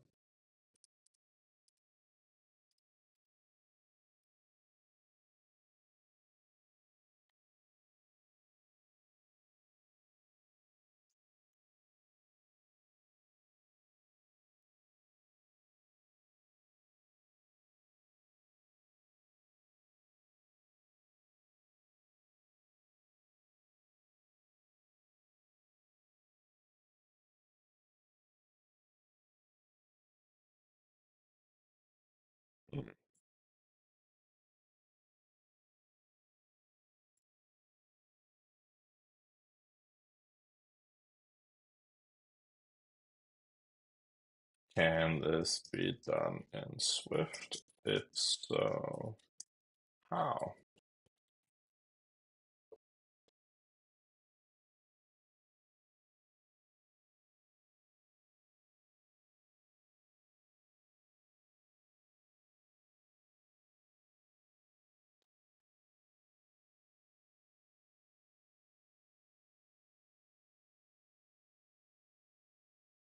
I feel like this is wrong. Like,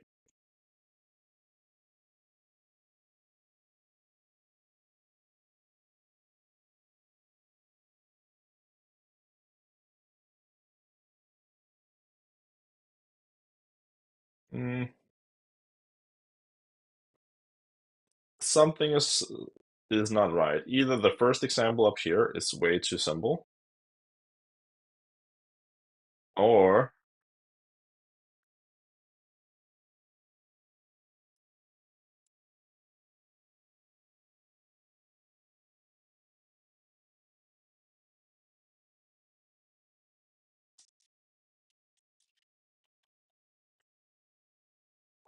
let's just try it. See what happens.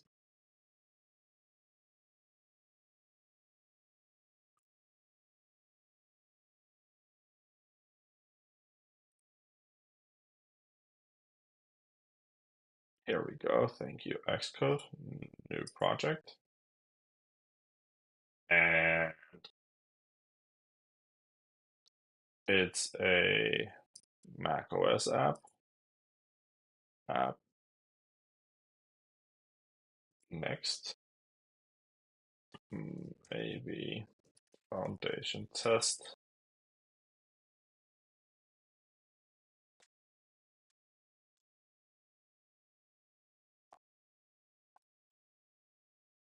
Mm, Swift storage. Next.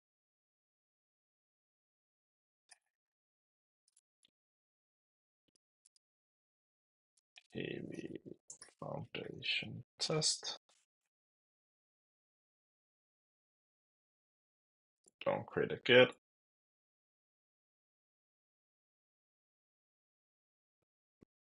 Okay.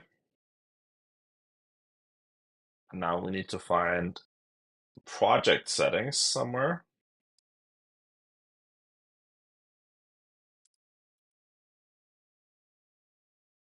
Project document.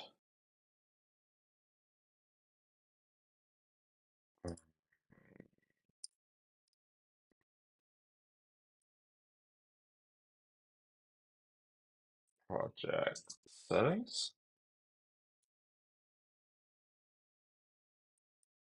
Advanced. No.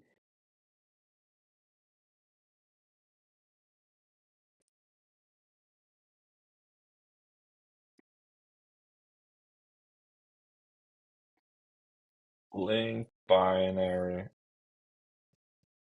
with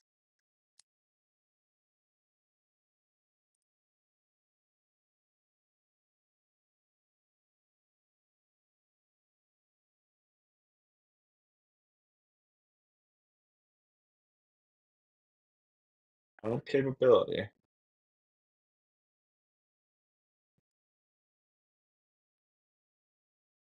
Okay.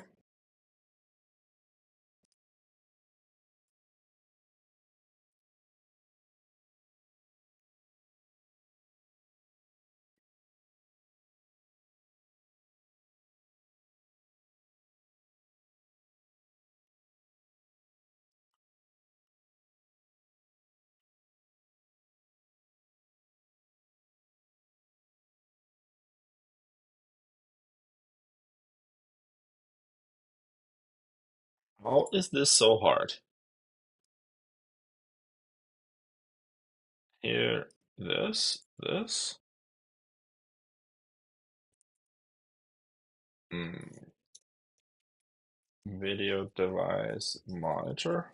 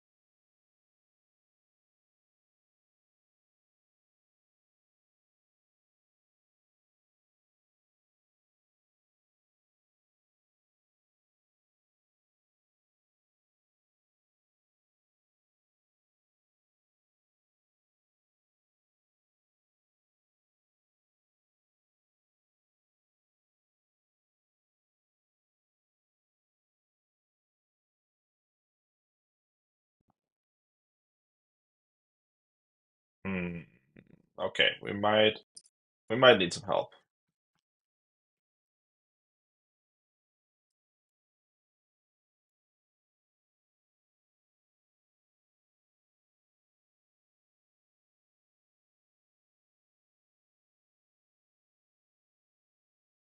Can you make a step-by-step guide for testing this using a Standard Swift UI OS app.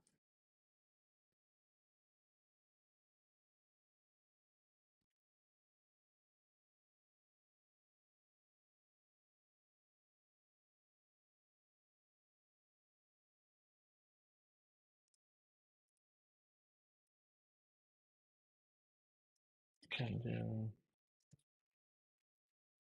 step-by-step guide to do this in a standard Swift UI? Stop, stop, stop, stop, stop, stop, stop, stop.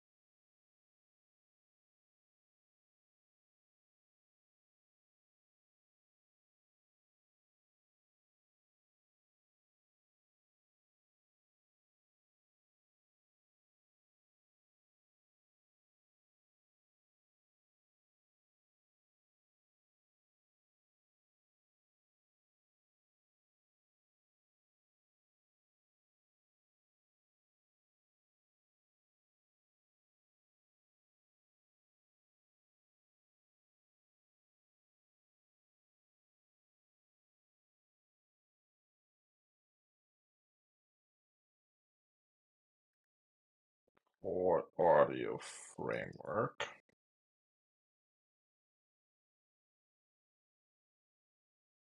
Okay.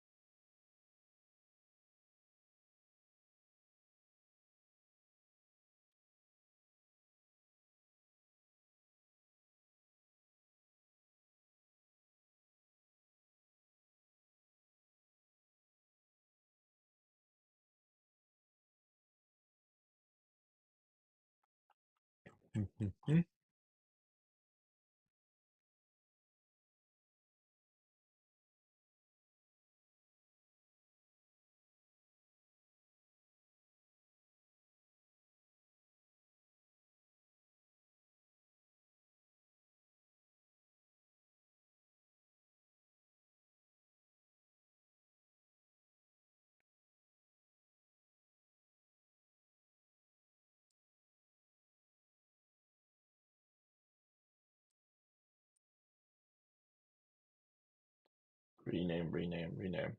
No rename?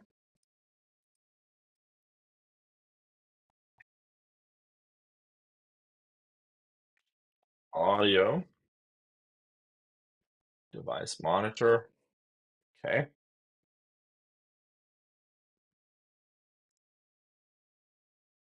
Is there any help? Intelligence somewhere, something. Mm,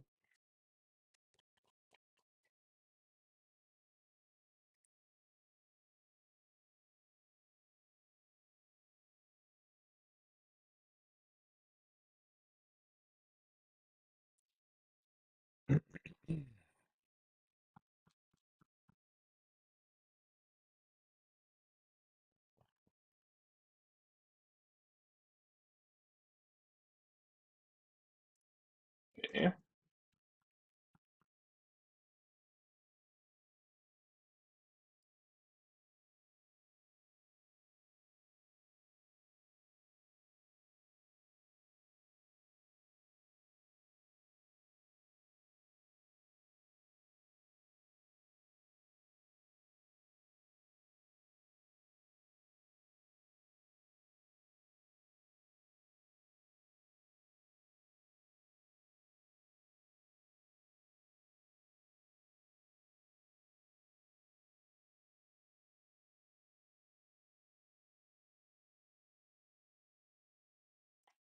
Ooh,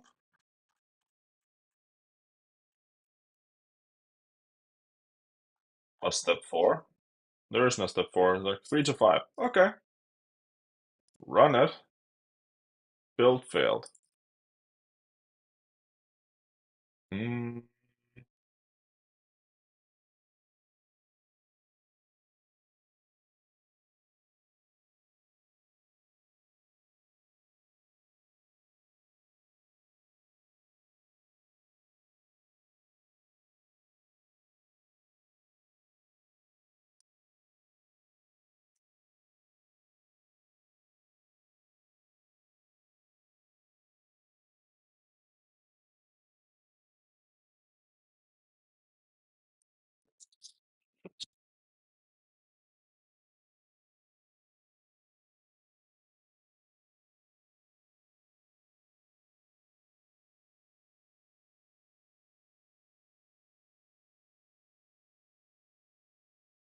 okay.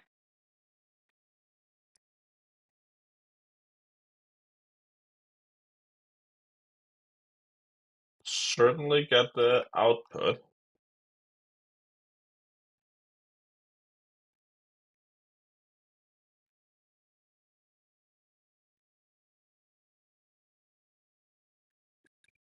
Hmm. So we have something working. This is a good start. This is going to be more tricky than I thought it would. But hey, we'll work with it. Also, doing this in Swift gives me confidence that we will not write a Swift application unless we absolutely have to. Um,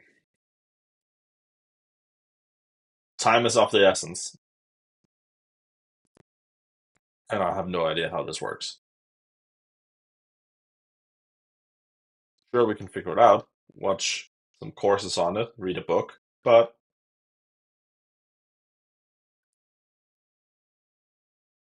we can at least see this works. Hmm.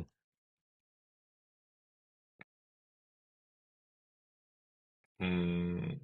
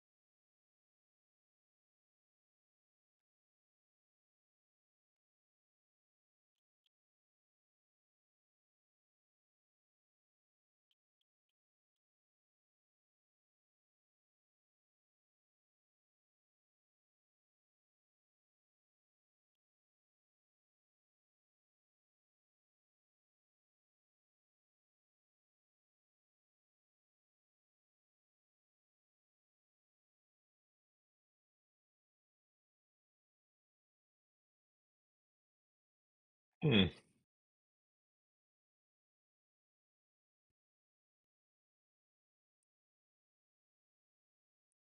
This seems reasonable as well. Let's try and make this, add this in here. We're gonna go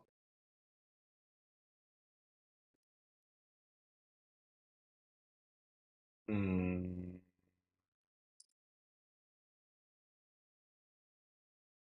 Swift notification sender monitor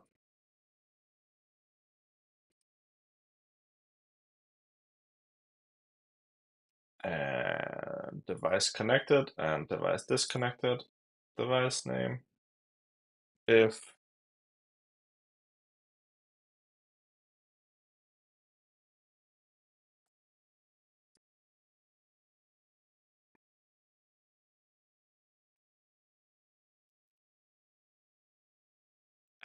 device has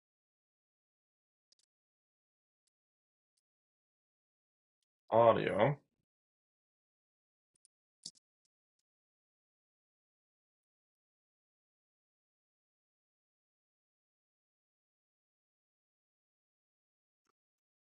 audio device connected.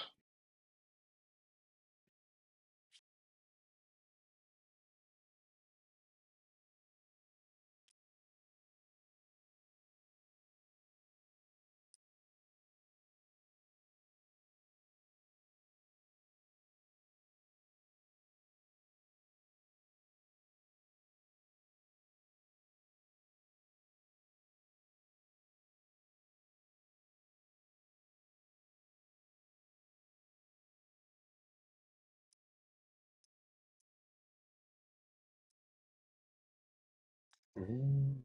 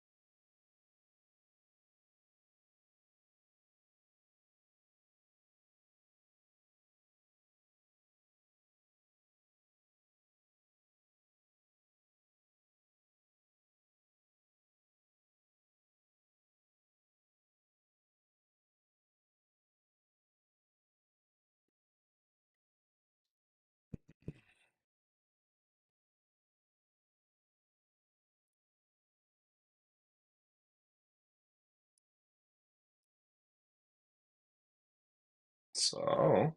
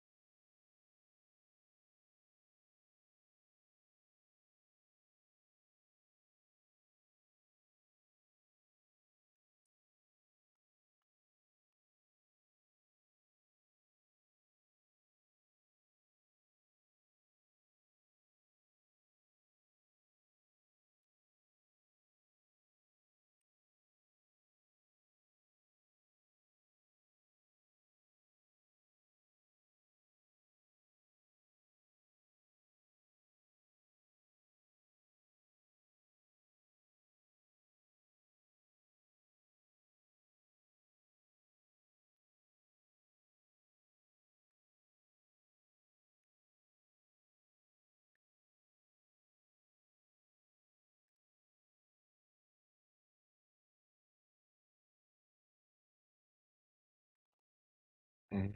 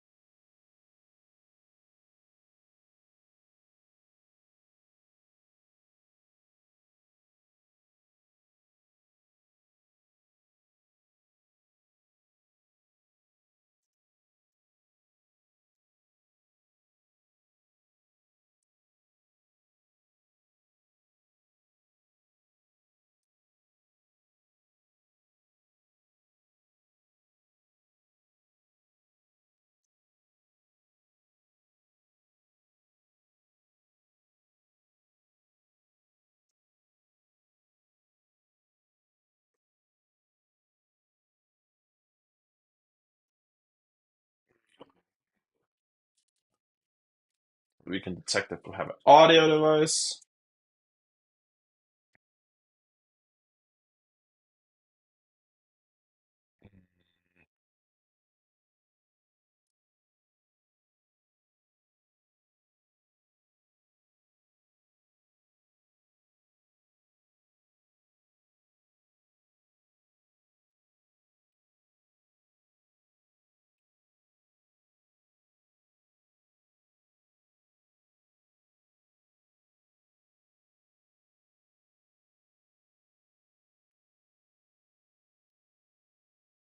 wonder why Swift has this like add Objective-C function. Is it just because that might best guess? Swift is just a wrapper for Objective-C, but what do I know?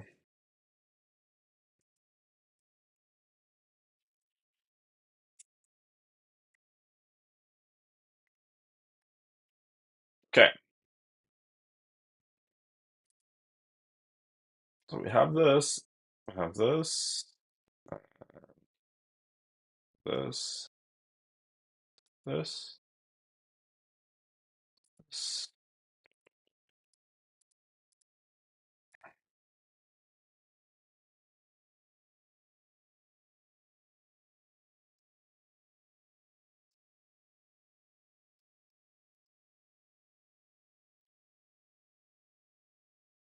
Monitor equals. Okay,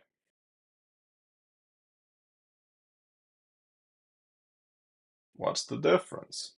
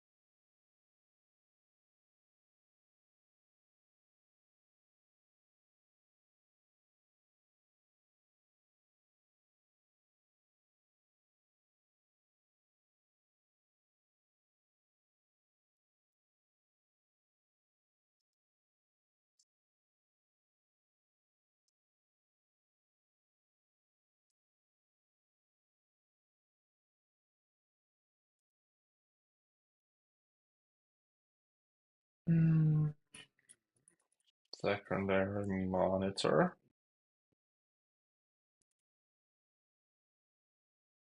Uh-huh. I like how you're saying it's an invalid declaration. Why? Go figure. But it's certainly invalid. Open it anyway.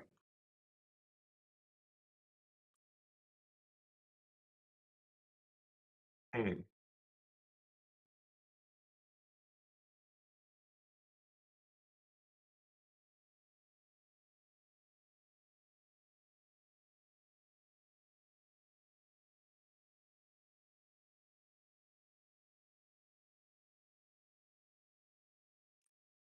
Hmm. There's some work to do. We we can see we have a default output device. That's not really what we're looking for.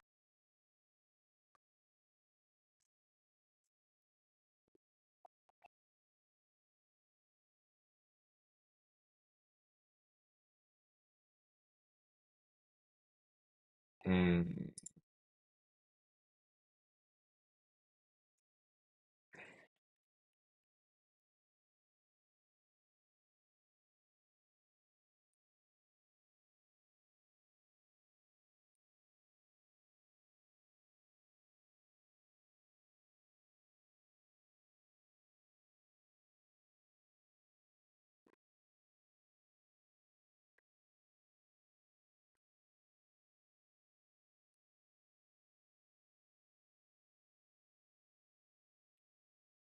Okay.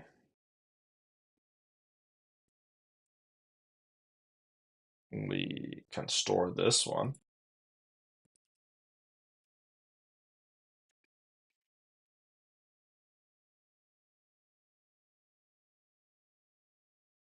This is PowerShell and Windows. Hmm.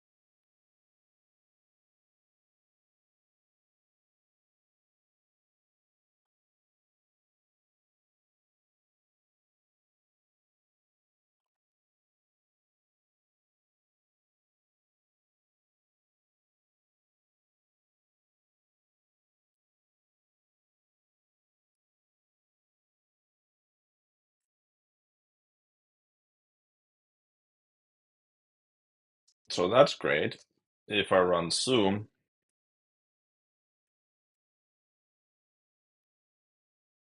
okay, promising.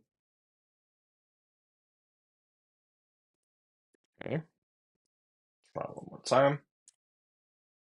No,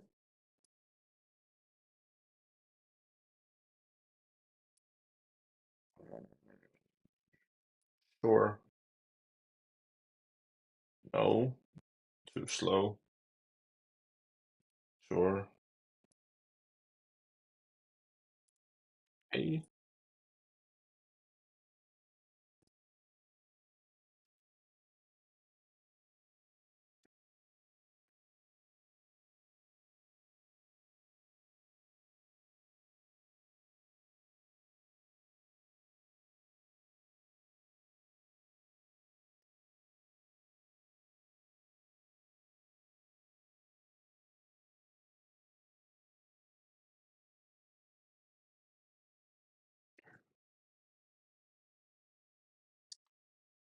Hmm.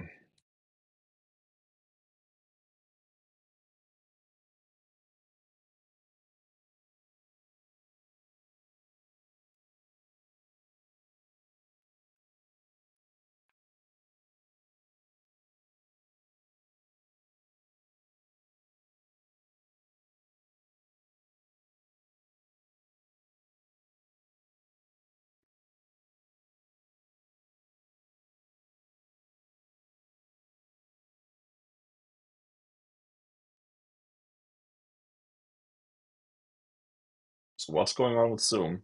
Did they mess up the update, or are we screwed over?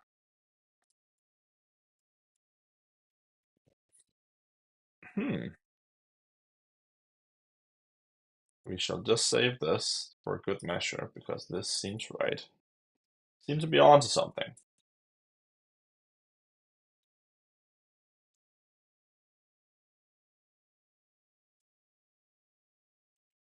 Nope.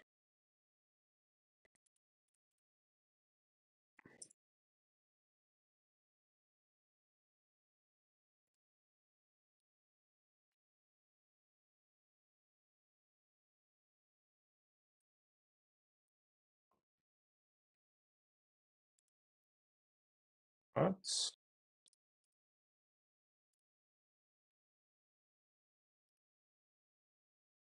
Did they just bark there in store?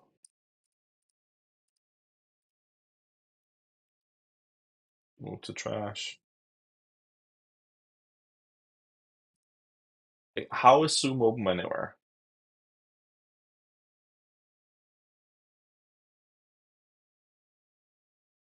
I don't get it.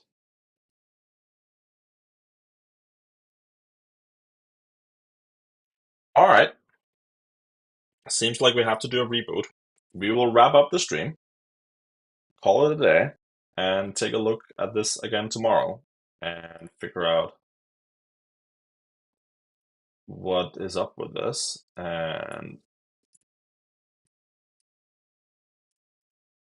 what does this even do?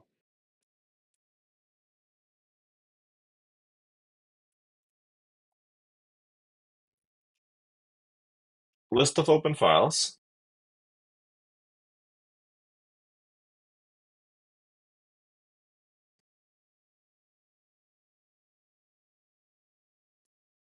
Show network related information.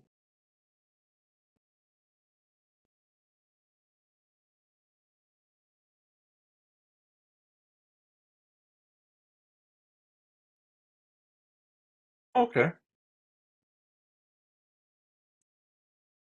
Mm, print NR number of processes. I don't know. Either way, we'll check that out tomorrow. Thanks for stopping by and see you tomorrow.